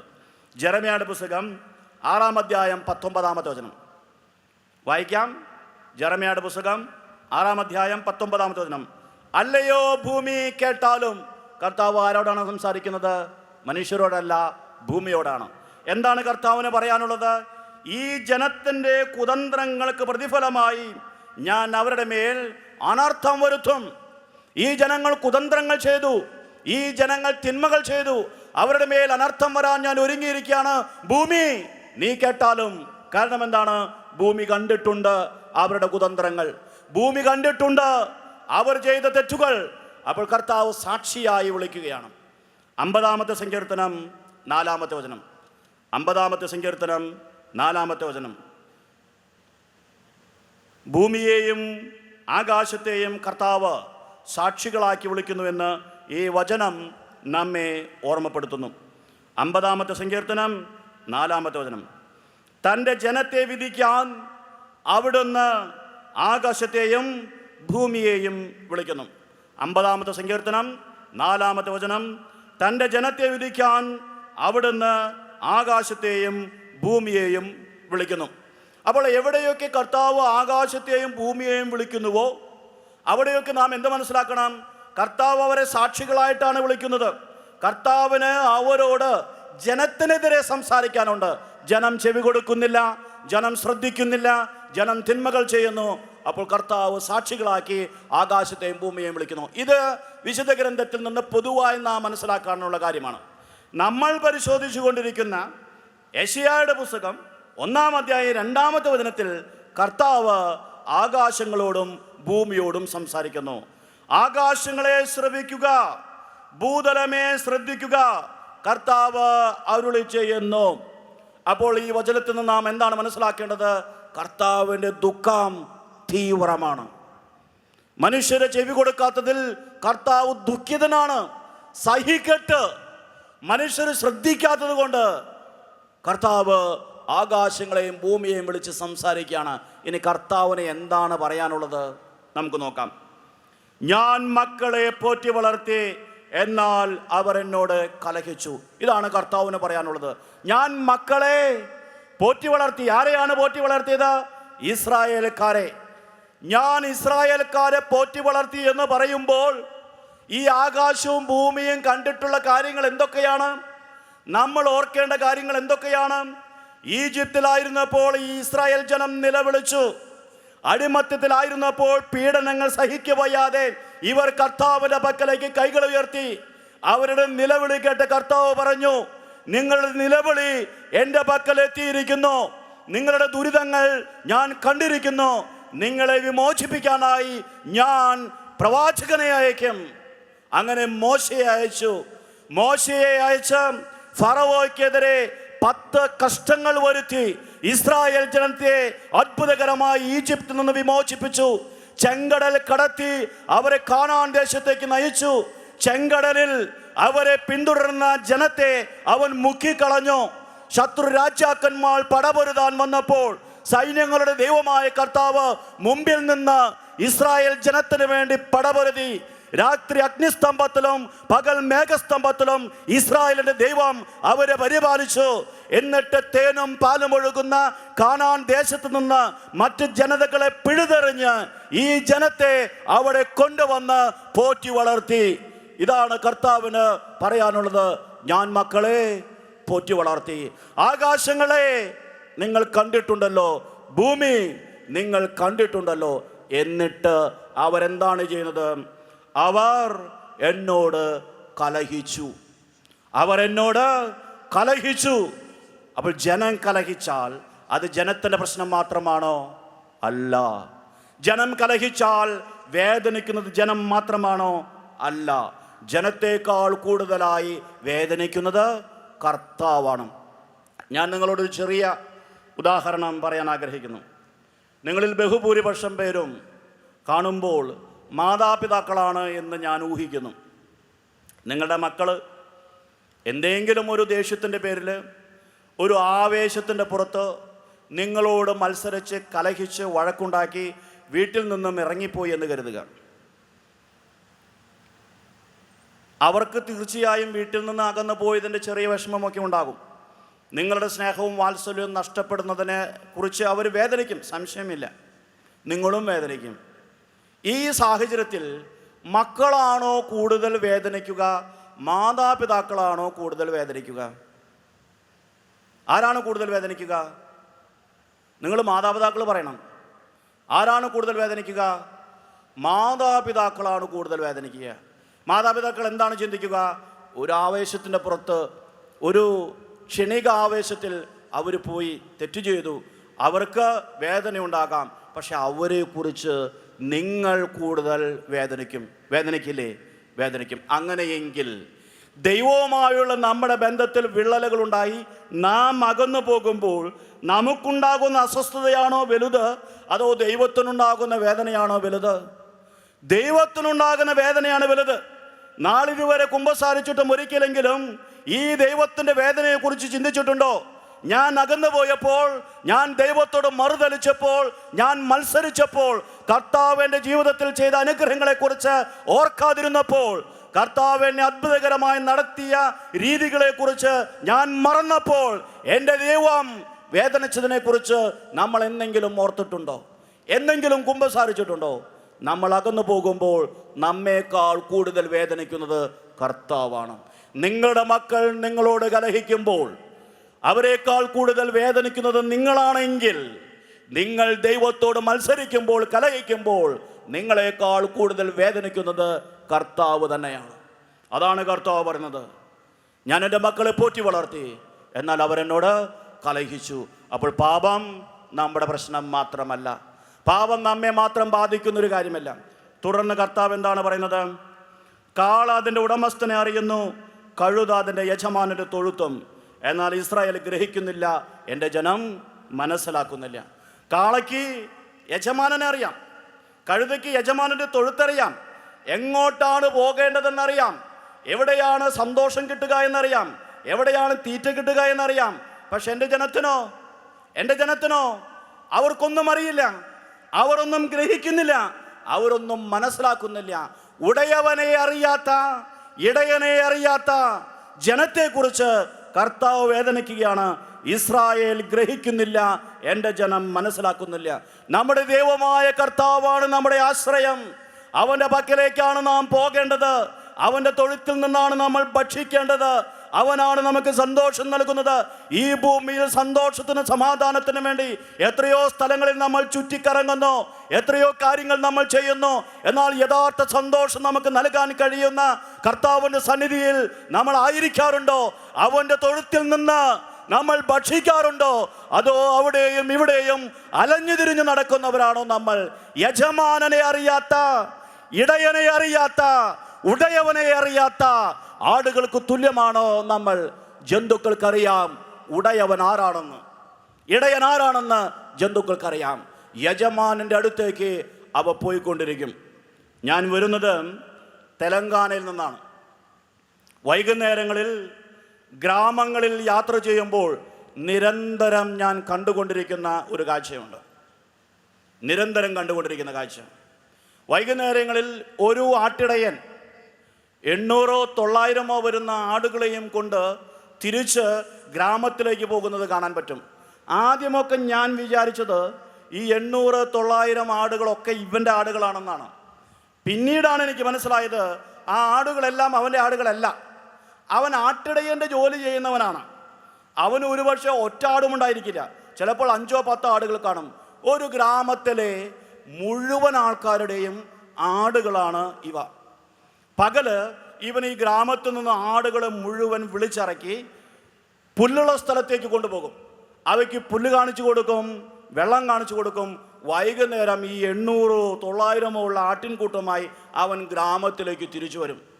കുറേ ആടുകൾ രാജുവിൻ്റേതാണ്, കുറേ ആടുകൾ ബാലൻ്റേതാണ്, കുറേ ആടുകൾ ജോസഫിൻ്റേതാണ്, കുറേ ആടുകൾ തോമാസിൻ്റേതാണ്. ഈ ഒരു മനുഷ്യന് ഈ 800 ആടിൽ ഈ 10 ആട് ഇവൻ്റെയാണ്, ഈ 15 ആട് അവൻ്റേതാണെന്ന് അറിയോ? അറിയില്ല, അവനറിയില്ല. പിന്നെ എങ്ങനെയാണ് ഇവൻ ഗ്രാമത്തിലേക്ക് ഈ 800-900 ആടുകളെയും കൊണ്ടുചെന്ന് ഓരോ യജമാനനും അവരവരുടെ ആടുകളെ കൊടുക്കുന്നത്? അവന് കൊടുക്കാൻ അറിയില്ല, അവന് കൊടുക്കാൻ സാധിക്കില്ല. പിന്നെ അവൻ എന്താണ് ചെയ്യുന്നത്? ഇവൻ ഈ ആടുകളെ എല്ലാം കൊണ്ട് ഗ്രാമത്തിലേക്ക് പ്രവേശിക്കും. ആദ്യത്തെ വീട് വരുമ്പോൾ ആ തൊഴുത്തിൽപ്പെട്ട എല്ലാ ആടുകളും ആ തൊഴുത്തിലേക്ക് കയറും. ഒരാളും പറയണ്ട. കാരണം എന്താണ്? ആടുകൾക്ക് ഇടയനെ അറിയാം, ആടുകൾക്ക് ഇടയൻ്റെ തൊഴുത്തറിയാം. എവിടെയാണ് പുല്ല് തിന്നേണ്ടതെന്ന് അവനറിയാം. അവനൊരു മറ്റൊരു സ്ഥലത്തും പോയി അവൻ പുല്ല് തിന്നില്ല. അവനറിയാം, ഇതാണ് എൻ്റെ തൊഴുത്ത്, ഇതാണ് എൻ്റെ ഉടയവൻ്റെ ഭവനം, ഇവിടെയാണ് ഞാൻ ആയിരിക്കേണ്ടതെന്ന്. ബാക്കിയുള്ള ആടുകളെയും കൊണ്ട് അവൻ മുന്നോട്ട് പോകും. അടുത്ത വീടെത്തുമ്പോൾ ആ തൊഴുത്തിൽപ്പെട്ട ആടുകൾ അങ്ങോട്ട് പോകും. അവസാനത്തെ വീടെത്തുമ്പോഴേക്കും എല്ലാ ആടുകളും അവരവരുടെ ഇടയൻ്റെ അടുത്തേക്ക് പോയി കഴിഞ്ഞിരിക്കും. അവസാനം അവൻ അവൻ്റെ വീട്ടിലേക്ക് പോകും. നേരം വെളുക്കുമ്പോൾ ഇവൻ ഗ്രാമത്തിൻ്റെ അങ്ങേ അറ്റത്തു നിന്ന് തുടങ്ങും. ഓരോ തൊഴുത്തിൽ നിന്നും ആടുമാടുകളെ അവൻ വിളിച്ചിറക്കും, എന്നിട്ട് കൊണ്ടുപോകും. വൈകുന്നേരം തിരിച്ചു കൊണ്ടുവരും. അവൻ അറിയില്ല ഈ 800 ആടുകളിൽ 10 എണ്ണം ഇവൻ്റെയാണ്, 15 എണ്ണം അവൻ്റെയാണ്, 20 എണ്ണം ഇവളുടെയാണ്, 30 എണ്ണം അവളുടെയാണ്. അവൻ അറിയില്ല. പക്ഷെ ആടുകൾക്കറിയാം. ഞാൻ എന്നും കണ്ടുകൊണ്ടിരിക്കുന്ന കാഴ്ചയാണ്. അതുകൊണ്ടാണ് കർത്താവ് പറയുന്നത്, കഴുത കാള അതിൻ്റെ ഉടമസ്ഥനെ അറിയുന്നു, കഴുത അതിൻ്റെ യജമാനൻ്റെ തൊഴുത്തും. ബുദ്ധിയില്ലാത്ത മൃഗങ്ങൾക്ക് ഉടയവൻ ആരാണെന്നറിയാം. ബുദ്ധിയില്ലാത്ത മൃഗങ്ങൾക്ക് ഇടയൻ ആരാണെന്നും ഇടയൻ്റെ തൊഴുത്ത് എവിടെയാണെന്നറിയാം. എന്നാൽ നമുക്ക് സ്നേഹിച്ചു വളർത്തിയ, പോറ്റു വളർത്തിയ ദൈവം എവിടെയാണെന്നറിയുമോ? നമ്മുടെ ഉടയവൻ ആരാണെന്നറിയുമോ? നമ്മുടെ ഇടയൻ ആരാണെന്നറിയാമോ? നമ്മുടെ ഇടയൻ്റെ തൊഴുത്ത് എവിടെയാണെന്നറിയാമോ? പ്രിയപ്പെട്ടവരെ, ഈ കർത്താവിനെ നമ്മൾ തിരിച്ചറിയണം.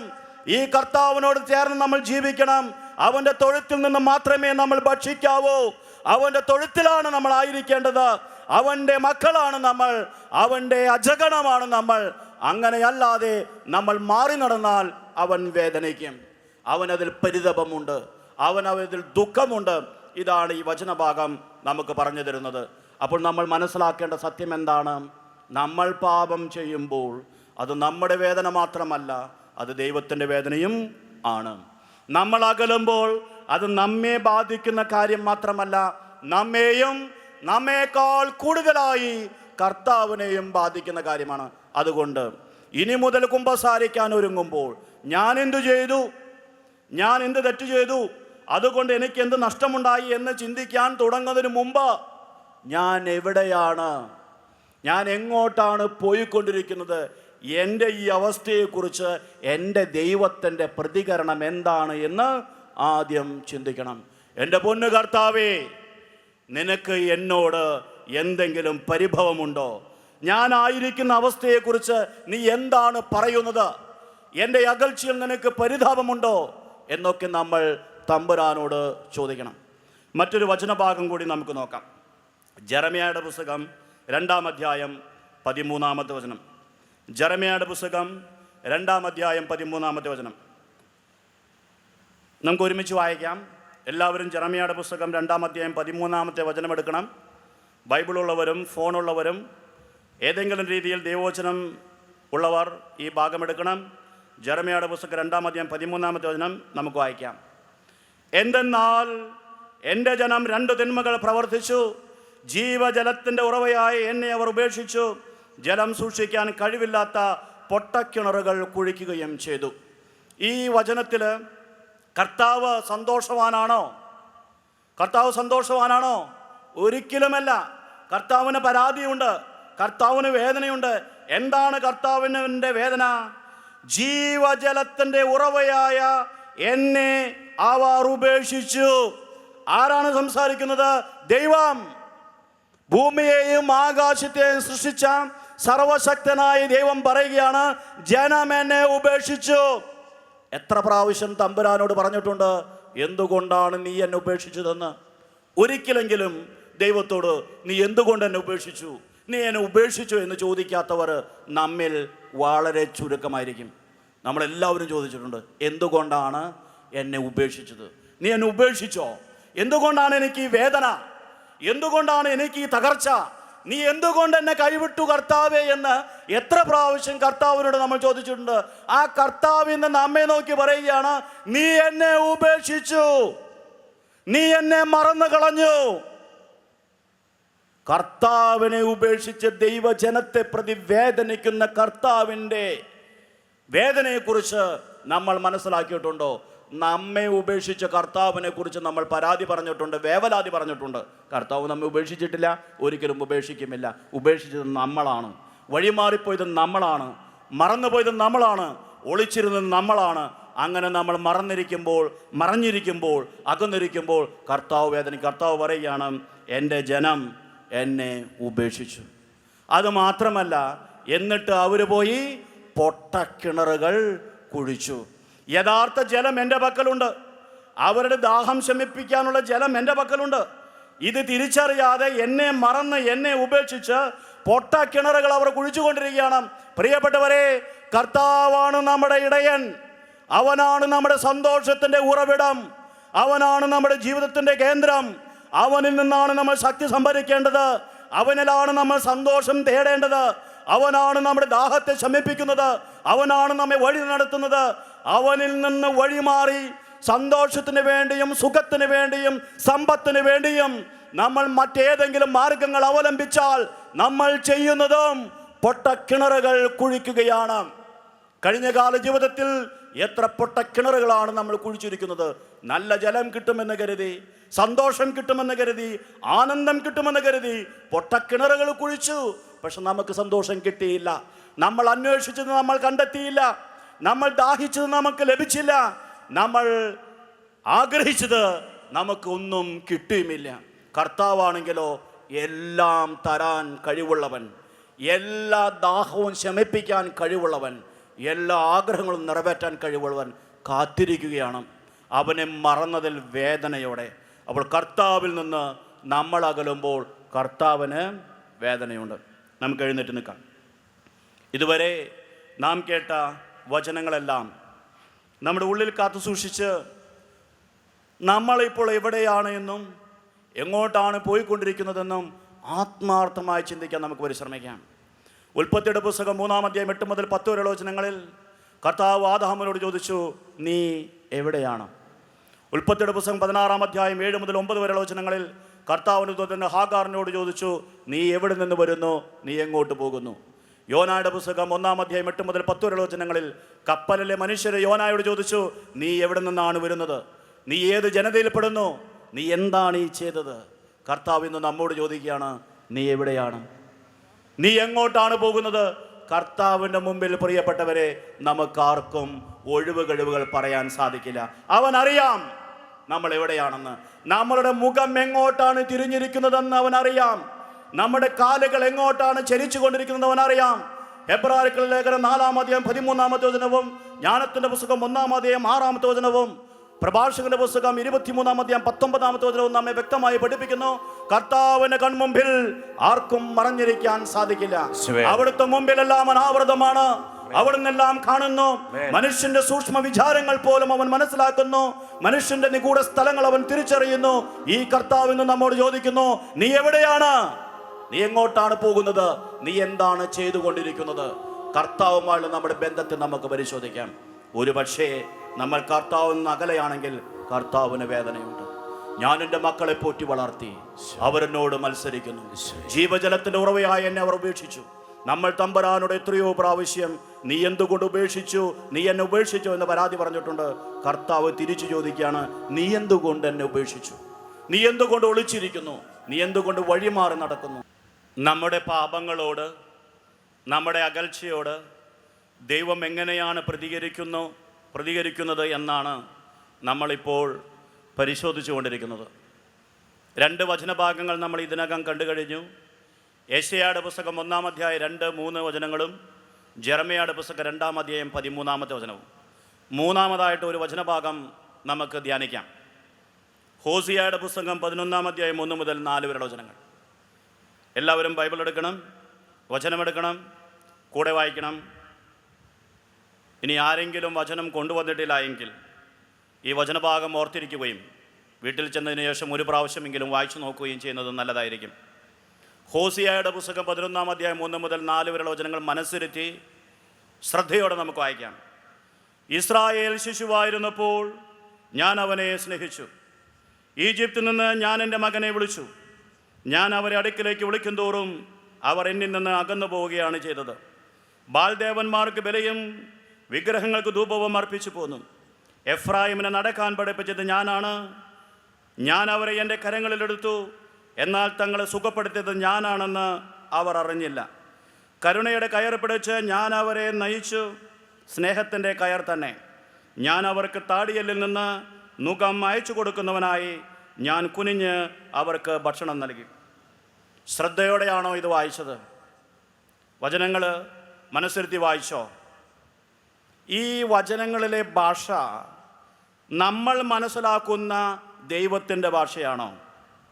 ലോക സൃഷ്ടാവായ ഭൂമിയെയും ആകാശത്തെയും സൃഷ്ടിച്ച സർവവും കാത്തുപരിപാലിക്കുന്ന സർവശക്തനായൊരു ദൈവത്തിൻ്റെ ഭാഷയാണോ ഈ ഭാഷ?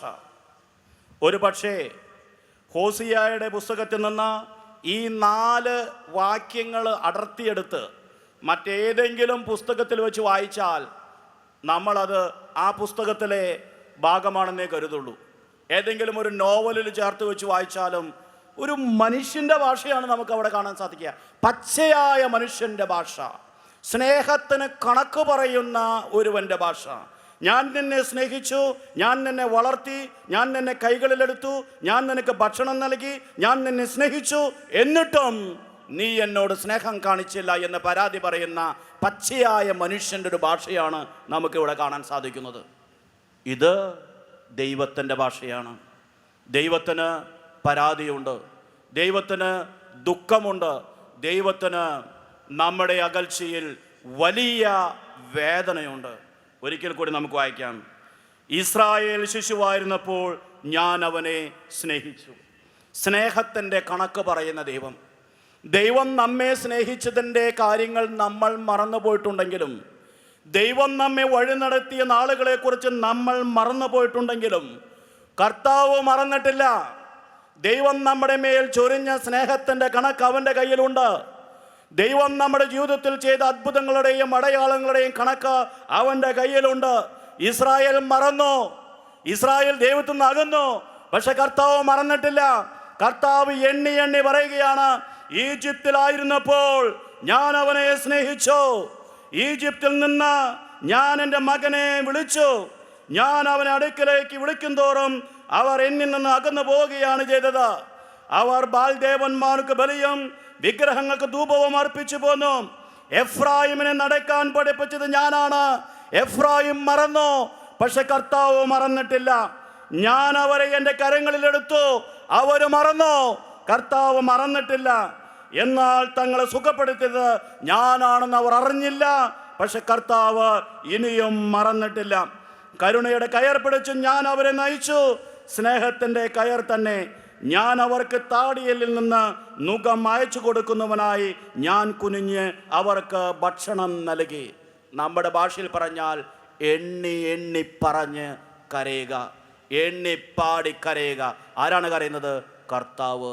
ഞാൻ നിന്നെ സ്നേഹിച്ചു, ഞാൻ നിന്നെ വളർത്തി, ഞാൻ നിന്നെ നടക്കാൻ പഠിപ്പിച്ചു, ഞാൻ നിന്നെ കൈകളിലെടുത്തു, ഞാൻ നിനക്ക് ഭക്ഷണം നൽകാൻ കുനിഞ്ഞു നിന്നു, ഞാൻ കരുണയുടെ കയറി പിടിച്ച് നിന്നെ നടത്തി. എന്നിട്ടും നീ എന്നിലേക്ക് വരുന്നില്ല, ഞാൻ വിളിക്കും തോറും നീ അകന്നു പോവുകയാണ് ചെയ്തത്. എത്രയോ പ്രാവശ്യമാണ് നമ്മൾ പരാതി പറഞ്ഞത്. പ്രിയപ്പെട്ടവരെ, വേദനയുടെ നിമിഷങ്ങളിലും തകർച്ചയുടെ നിമിഷങ്ങളിലും ഈ കർത്താവ് നമ്മെ പരിപാലിച്ചില്ലേ? രോഗത്തിൻ്റെ നാളുകളിൽ കർത്താവ് നമ്മെ സുഖപ്പെടുത്തിയില്ലേ? ഉള്ളം കയ്യിൽ കർത്താവ് കൊണ്ടു നടന്നില്ലേ? എന്നിട്ട് അവൻ ചെയ്ത കാര്യങ്ങളും അവൻ തന്ന സ്നേഹവും മറന്ന് കിട്ടാതെ പോയ ഒന്നിനെ കുറിച്ചും നഷ്ടപ്പെട്ടു പോയ മറ്റൊന്നിനെ കുറിച്ചും പരാതിയും പറഞ്ഞ് ദൈവത്തോട് മറുതലിച്ച് ജീവിക്കുന്നവരാണോ നമ്മൾ? നമ്മുടെ ജീവിതത്തിൽ അവൻ ഇടപെട്ട ഒരു നിമിഷവും അവൻ്റെ മനസ്സിൽ നിന്ന് മാഞ്ഞു പോയിട്ടില്ല. നമ്മുടെ ജീവിതത്തിൽ അവൻ ചെയ്ത ഒരു കാര്യവും അവൻ മറന്നു പോയിട്ടില്ല. സ്നേഹത്തിൻ്റെ കണക്ക് സൂക്ഷിക്കുന്നവനാണ് ദൈവം. നമ്മുടെ ജീവിതത്തിൽ നടത്തിയ ഇടപെടലുകളുടെ കണക്ക് സൂക്ഷിക്കുന്നവനാണ് ദൈവം. അതിനനുസരിച്ച് നമ്മൾ പ്രതികരിക്കുന്നില്ല എങ്കിൽ അവന് വേദനയുണ്ട്, അവന് വേദനയുണ്ട്. രോഗശാന്തി നൽകി, കുടുംബസമാധാനം നൽകി, സമ്പത്ത് നൽകി, സമൃദ്ധി നൽകി, മക്കളെ നൽകി, ലഭിച്ച അനുഗ്രഹങ്ങളെക്കുറിച്ചൊന്നും ഓർക്കാതെ ലഭിക്കാതെ പോയ കാര്യങ്ങളെക്കുറിച്ച് ഓർത്ത് കർത്താവിനോട് മറുതലിച്ച്, നിനക്ക് കണ്ണില്ലേ, നിനക്ക് ചെവിയില്ലേ, നീ എന്താണ് എൻ്റെ പ്രാർത്ഥന കേൾക്കാത്തത്, ഞാൻ പ്രാർത്ഥിച്ചിട്ടും എന്താണ് ഉത്തരം കിട്ടാത്തതെന്നൊക്കെ എത്ര പ്രാവശ്യം കർത്താവിനോട് നമ്മൾ ചോദിച്ചിട്ടുണ്ട്. ആ കർത്താവ് തിരിച്ചെന്ന് ചോദിക്കുകയാണ്, ഞാനല്ലേ നിന്നെ സ്നേഹിച്ചത്, ഞാനല്ലേ നിന്നെ വളർത്തിയത്, നീ വഴിതെറ്റിപ്പോയപ്പോൾ ഞാൻ നിന്നെ തിരിച്ചു വിളിച്ചില്ലേ, നീ കുഞ്ഞായിരുന്നപ്പോൾ ഞാൻ സ്നേഹിച്ചില്ലേ, ഞാൻ നിന്നെ നടക്കാൻ പഠിപ്പിച്ചില്ലേ, നിന്നെ ഞാൻ എൻ്റെ ഉള്ളം കയ്യിൽ എടുത്ത് നിർത്തിയില്ലേ, എന്നിട്ടും എന്തുകൊണ്ടാണ് ഞാൻ വിളിക്കും തോറും നീ അകന്നു പോയിക്കൊണ്ടിരിക്കുന്നത്? കർത്താവിന് ഒറ്റ വേദനയുള്ളൂ, ജനം അകലുന്നു. അപ്പോൾ നമ്മുടെ അകൽച്ചയിൽ ദൈവത്തിന് വേദനയുണ്ടോ? നമ്മുടെ അകൽച്ചയിൽ ദൈവത്തിന് വേദനയുണ്ടോ? ഇത്രയും സമയം നമ്മൾ കണ്ടത് അതാണ്. നമ്മുടെ അകൽച്ചയിൽ ദൈവത്തിന് വേദനയുണ്ട്. അതുകൊണ്ട് കുമ്പസാരത്തിന് ഒരുങ്ങുന്ന സമയത്ത് എനിക്കെന്താണ് വേദനയുണ്ടായത്, എനിക്കെന്താണ് നഷ്ടമുണ്ടായത്, എനിക്കെന്താണ് ബുദ്ധിമുട്ടുണ്ടായത് എന്ന് മാത്രം ആലോചിച്ച് നമ്മൾ എങ്ങനെ പോയി കുമ്പസാരിക്കും? അതെന്ത് കുമ്പസാരമാണ്? നമ്മുടെ സൗകര്യത്തിന് വേണ്ടി, നമ്മുടെ വൈകാരിക തൃപ്തിക്ക് വേണ്ടി, നമ്മുടെ മനസ്സിൻ്റെ ഒരു തൃപ്തിക്ക് വേണ്ടി നമ്മൾ നടത്തുന്ന ഒരു ഭക്താഭ്യാസം. ഞാനതിന് വില കുറച്ച് കാണുന്നില്ല. പക്ഷേ കുമ്പസാരം യഥാർത്ഥ കുമ്പസാരമാകണമെങ്കിൽ, കുമ്പസാരം വഴി കർത്താവിനോടും നമ്മൾ അനുരഞ്ജനപ്പെടണമെങ്കിൽ, എൻ്റെ അകൽച്ചയിൽ എൻ്റെ ദൈവം എങ്ങനെയാണ് പ്രതികരിക്കുന്നത്, എൻ്റെ ഇന്നത്തെ അവസ്ഥയെക്കുറിച്ച് എൻ്റെ കർത്താവ് എന്ത് ചിന്തിക്കുന്നു, ഞാനിപ്പോൾ ആയിരിക്കുന്ന സ്ഥലത്തെക്കുറിച്ച്, സാഹചര്യത്തെക്കുറിച്ച്, അവസ്ഥയെക്കുറിച്ച് എൻ്റെ കർത്താവ് എന്ത് ചിന്തിക്കുന്നു? ഇസ്രായേൽക്കാരോട് പറഞ്ഞ വാക്കുകളാണോ നമ്മോട് പറയുന്നത്? ഞാൻ നിന്നെ സ്നേഹിച്ചിട്ടും നീ എന്നെ തിരിച്ച് സ്നേഹിക്കുന്നില്ല, നീ എന്നെ ഉപേക്ഷിച്ചു, ഞാൻ അടുക്കിലേക്ക് വിളിക്കുമ്പോഴും നീ അകന്നു പോവുകയാണ്, നിന്നെ ഞാൻ അനുഗ്രഹിച്ച നാളുകൾ നീ മറന്നുപോയി, നിന്റെ മേൽ ഞാൻ ചൊരിഞ്ഞ സ്നേഹത്തെക്കുറിച്ച് നീ മറന്നുപോയി എന്നൊക്കെ പരാതി പറയുന്ന തമ്പുരാനാണോ? ഒരു വചനം കൂടി നമുക്ക് നോക്കാം. ഹോസിയായുടെ പുസ്തകം 13-ാം അധ്യായം 4 മുതൽ 6 വരെയുള്ള വചനങ്ങൾ. ഹോസിയായുടെ പുസ്തകം 13-ാം അധ്യായം 4 മുതൽ 6 വരെയുള്ള വചനങ്ങൾ. വീണ്ടും നമ്മെ അതിശയിപ്പിക്കുന്ന രീതിയിൽ പച്ചയായ മനുഷ്യൻ്റെ വികാര വിചാരങ്ങളോടെ ഒരു മനുഷ്യൻ്റെ ഭാഷയിൽ ദൈവം സംസാരിക്കുന്നു. ഹോസിയായുടെ പുസ്തകം 13-ാം അധ്യായം 4 മുതൽ 6 വരെയുള്ള വചനങ്ങൾ. നീ ഈജിപ്ത് ദേശത്തായിരുന്ന നാൾ മുതൽ നിന്റെ ദൈവമായ കർത്താവ് ഞാനാണ്. എന്നെയല്ലാതെ മറ്റൊരു ദൈവത്തെ നീ അറിയുന്നില്ല, ഞാനല്ലാതെ മറ്റൊരു രക്ഷകനില്ല. മരുഭൂമിയിൽ വെച്ച് വരണ്ട ദേശത്ത് വെച്ച് നിന്നെ അറിഞ്ഞത് ഞാനാണ്. എന്നാൽ ഭക്ഷിച്ച് തൃപ്തരായപ്പോൾ അവരുടെ ഹൃദയം അഹങ്കരിക്കുകയും അവർ എന്നെ വിസ്മരിക്കുകയും ചെയ്തു.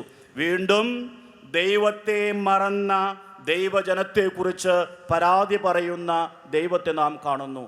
ദൈവം എന്നെ മറന്നു, ദൈവം എന്നെ കൈവിട്ടു എന്ന് എത്രയോ പ്രാവശ്യം പരാതി പറഞ്ഞിട്ടുള്ള നമ്മൾ അറിയാതെ പോയ ഒരു വലിയ സത്യം, ദൈവത്തെ എത്രയോ പ്രാവശ്യം നമ്മൾ മറന്നിരിക്കുന്നു, ദൈവത്തിൽ നിന്ന് എത്രയോ പ്രാവശ്യം നമ്മൾ അകന്നിരിക്കുന്നു. നമ്മൾ മറന്നതിൽ അവന് വേദനയുണ്ട്, നമ്മൾ അകന്നതിൽ അവന് ദുഃഖമുണ്ട്. കർത്താവ് പറയുകയാണ്, നീ എന്നിൽ നിന്നും അകന്നുപോയി, നീ എന്നെ മറന്നു, നീ ഹൃദയത്തിൽ അഹങ്കരിച്ചു. പച്ചയ്ക്കാണ് കർത്താവ് പറയുന്നത്. ഈജിപ്തിൽ കിടന്ന് നീ മുറവിളി കൂട്ടിയപ്പോൾ, നിന്റെ മുറവിളി കേൾക്കാൻ ഞാനല്ലാതെ മറ്റൊരു ദൈവവും ഉണ്ടായിരുന്നില്ല. മരുഭൂമിയിൽ നിനക്ക് ഭക്ഷണം തരാൻ ഒരു മനുഷ്യനും വന്നില്ല, ഒരു ദൈവവും വന്നില്ല. ഞാൻ മാത്രമാണ് വന്നത്. ഞാൻ മാത്രമായിരുന്നു നിന്റെ ദൈവം. ഞാൻ മാത്രമായിരുന്നു നിന്റെ രക്ഷകൻ. മരുഭൂമിയിൽ നിന്നെ വഴി നടത്തി, നിനക്ക് വിശന്നപ്പോൾ ഭക്ഷണം നൽകി, നിനക്ക് ദാഹിച്ചപ്പോൾ ജലം നൽകി. ഞാൻ നിന്നെ പരിപാലിച്ചു. എന്നിട്ടോ ഭക്ഷിച്ച് തൃപ്തനായപ്പോൾ നീ എന്നെ മറന്നു, ഹൃദയത്തിൽ അഹങ്കരിച്ചു. ഭക്ഷിച്ചു തൃപ്തി വന്നപ്പോൾ നീ എന്നെ മറന്നു, ഹൃദയത്തിൽ അഹങ്കരിച്ചു. നമ്മിൽ പലരുടെയും ജീവിതത്തിൽ ഇത് സത്യമായിരിക്കാം. വേദനയുടെ നാളുകളിൽ കർത്താവാണ് നമ്മുടെ പ്രാർത്ഥന കേട്ടത്. കർത്താവാണ് നമ്മോട് ചേർന്ന് നിന്നത്. നമ്മോട് ചേർന്ന് നിൽക്കാൻ ഈ ഭൂമിയിൽ ആരുമില്ലാതിരുന്ന നാളുകളിലും കർത്താവ് ചേർന്ന് നിന്നു. നമ്മുടെ ആത്മാവിൻ്റെ ആഴങ്ങളിൽ ദുഃഖം തളം കെട്ടി നിന്നപ്പോൾ ഈ കർത്താവ് നമ്മുടെ കൂടെ നിന്നു. നമ്മുടെ ആവശ്യങ്ങളുടെ നടുവിൽ ഈ കർത്താവ് അത്താണിയായി നിന്നു. നമ്മെ തോളിലേറ്റി, നമ്മെ കരങ്ങളിലെടുത്തു. എന്നിട്ട് നമുക്ക് തൃപ്തി ഉണ്ടായപ്പോൾ, നമുക്ക് അഭിവൃദ്ധി ഉണ്ടായപ്പോൾ, സമ്പത്തുണ്ടായപ്പോൾ കർത്താവ് മാത്രം വേണ്ട. ഇങ്ങനെ ഒരു അവസ്ഥയിലേക്ക് നമ്മൾ എത്തിയിട്ടുണ്ടെങ്കിൽ കർത്താവ് എന്താണ് പറയുന്നത്? നീ ഭക്ഷിച്ച് തൃപ്തനായപ്പോൾ, ഈ ഭൂമിയിൽ നിന്റെ ആവശ്യങ്ങൾ നിറവേറിയപ്പോൾ, നീ ആഗ്രഹിച്ചതെല്ലാം നീ നേടിയപ്പോൾ ഞാൻ മാത്രം നിനക്ക് വേണ്ടതായി. എന്നാൽ നിന്റെ വേദനയുടെ നാളുകളിൽ, നിന്റെ നിലവിളിയുടെ നാളുകളിൽ നിന്നോട് ചേർന്ന് നിന്ന ഒരു ദൈവം ഞാൻ മാത്രമാണ്. പച്ചയ്ക്ക് ഇസ്രായേൽക്കാരോട് കർത്താവ് പറയാണ്, ഈജിപ്തിൽ നിന്റെ നിലവിളി കേൾക്കാൻ വേറെ ആരെങ്കിലും ഉണ്ടായിരുന്നോ? മരുഭൂമിയിൽ നിനക്ക് ഭക്ഷണം തരാൻ ഏതെങ്കിലും ദൈവമുണ്ടായിരുന്നോ? പിന്നെ എന്തുകൊണ്ടാണ് കാനാൻ ദേശത്ത് വന്ന് എല്ലാം ലഭിച്ചപ്പോൾ, ഭക്ഷിച്ച് തൃപ്തനായപ്പോൾ ഇന്ന് നിനക്ക് അനേകം ദൈവങ്ങളുണ്ട്, ഇന്ന് നിനക്ക് അനേകം വിഗ്രഹങ്ങളുണ്ട്, ഇന്ന് നിനക്ക് അനേകം ബലിപീഠങ്ങളുണ്ട്. എന്നാൽ നിന്റെ ആവശ്യത്തിൻ്റെ നാളുകളിൽ, നിന്റെ വേദനയുടെ നാളുകളിൽ ഞാൻ മാത്രമായിരുന്നു നിന്റെ ദൈവം. പ്രിയപ്പെട്ടവരെ, ഇസ്രായേൽ ജനം അന്യ വിഗ്രഹങ്ങളുടെ മുമ്പിൽ ബലികൾ അർപ്പിച്ചുവെങ്കിൽ ഇന്ന് നമ്മൾ ആധുനിക വിഗ്രഹങ്ങൾക്ക് മുമ്പിൽ നമ്മുടെ സമയവും കഴിവും ചെലവഴിക്കുന്നവരായിരിക്കാം.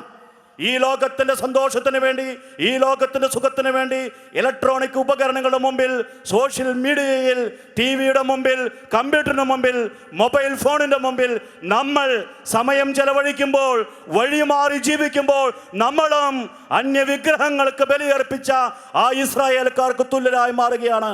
കർത്താവ് ചോദിക്കുകയാണ്, നിന്റെ ദാരിദ്ര്യത്തിൻ്റെ നാളിൽ ഞാൻ മാത്രമാണ് നിന്റെ കൂടെ ഉണ്ടായിരുന്നത്. നിന്റെ ദുഃഖത്തിൻ്റെ നാളുകളിൽ നിന്റെ പ്രാർത്ഥന കേട്ടത് ഞാൻ മാത്രമാണ്. എന്നാൽ നിനക്കിന്ന് എല്ലാമുണ്ട്. അനേകം ദൈവങ്ങളുണ്ട്, അനേകം ബലിപീഠങ്ങളുണ്ട്, അനേകം വിഗ്രഹങ്ങളുണ്ട്. ഞാൻ മാത്രം നിന്റെ ദൃഷ്ടിയിൽ നിന്ന് മറഞ്ഞു പോയിരിക്കുന്നു. ഞാൻ മാത്രം നിന്റെ ചിന്തയിൽ നിന്ന് അകന്നിരിക്കുന്നു. എനിക്ക് വേദനയുണ്ട്, എനിക്ക് വേദനയുണ്ട്. ഇതാണ് കർത്താവിന് പറയാനുള്ളത്. അപ്പോൾ ദൈവത്തിൽ നിന്ന് നമ്മൾ അകലുമ്പോൾ, നമ്മൾ പാപം ചെയ്യുമ്പോൾ അത് നമ്മുടെ കാര്യം മാത്രമാണ് എന്ന് കരുതരുത്. പഴയ നിയമത്തിൽ നിന്ന് 4 വചനഭാഗങ്ങൾ നമ്മൾ പരിശോധിച്ചു. ഏശയ്യായുടെ പുസ്തകം 1-ാം അധ്യായം 2-3 വചനങ്ങൾ, ജെറമ്യായുടെ പുസ്തകം 2-ാം അധ്യായം 13-ാമത്തെ വചനം, ഹോസിയയുടെ പുസ്തകം 11-ാം അധ്യായം 3 മുതൽ 4 വരെയുള്ള വചനങ്ങൾ, ഹോസിയയുടെ പുസ്തകം 13-ാം അധ്യായം 4 മുതൽ 6 വരെയുള്ള വചനങ്ങൾ. ഇനി നമുക്ക് പുതിയ നിയമത്തിലേക്ക് പോകാം. പുതിയ നിയമത്തിൽ കർത്താവിൻ്റെ സമീപനത്തിന് മാറ്റമുണ്ടോ? കർത്താവിൻ്റെ രീതിക്ക് മാറ്റമുണ്ടോ? ജനം അകലുമ്പോൾ, ജനത്തിൻ്റെ സ്നേഹം കുറയുമ്പോൾ, ജനത്തിൻ്റെ ഭക്തി കുറയുമ്പോൾ നിർവികാരനായോ നിഷ്ക്രിയനായോ നോക്കി നിൽക്കുന്ന ദൈവമാണോ? അതോ പരിതപിക്കുന്ന, പരാതി പറയുന്ന, വേവലാതിപ്പെടുന്ന ദൈവമാണോ നമ്മുടെ ദൈവം? നമ്മുടെ ദൈവം, വിശുദ്ധ ഗ്രന്ഥത്തിലെ ദൈവം നമ്മുടെ അകൽച്ചയിൽ വേദനിക്കുന്ന ദൈവമാണ്. വിശുദ്ധ ഗ്രന്ഥം നമ്മുടെ മുമ്പിൽ വരച്ചു കാട്ടുന്ന ദൈവത്തിൻ്റെ ചിത്രം മാനുഷികമായ ചിന്തകളോടെ നമ്മോട് ചേർന്ന് നിൽക്കുന്ന, നമ്മുടെ സ്നേഹബന്ധത്തെ വിലമതിക്കുന്ന, നമ്മുടെ അകൽച്ചയിൽ വേദനിക്കുന്ന ഒരു ദൈവമാണ്. വെളിപാടിൻ്റെ പുസ്തകം 2-ാം അധ്യായം 2 മുതൽ 5 വരെയുള്ള വചനങ്ങൾ നമുക്ക് വായിക്കാം. വെളിപാടിൻ്റെ പുസ്തകം 2-ാം അധ്യായം 2 മുതൽ 5 വരെയുള്ള വചനങ്ങൾ. ഈ വചനഭാഗം നമുക്കെടുക്കാം, ശ്രദ്ധയോടെ നമുക്ക് വായിക്കാം. കർത്താവിൻ്റെ സമീപനം എന്താണെന്ന് നമുക്ക് മനസ്സിലാക്കാൻ പരിശ്രമിക്കാം. നിന്റെ പ്രവർത്തികളും പ്രയത്നങ്ങളും ക്ഷമാപൂർവമായ ഉറച്ചു നിൽപ്പും ദുഷ്ടരോടുള്ള സഹിഷ്ണുതയും ഞാൻ മനസ്സിലാക്കുന്നു.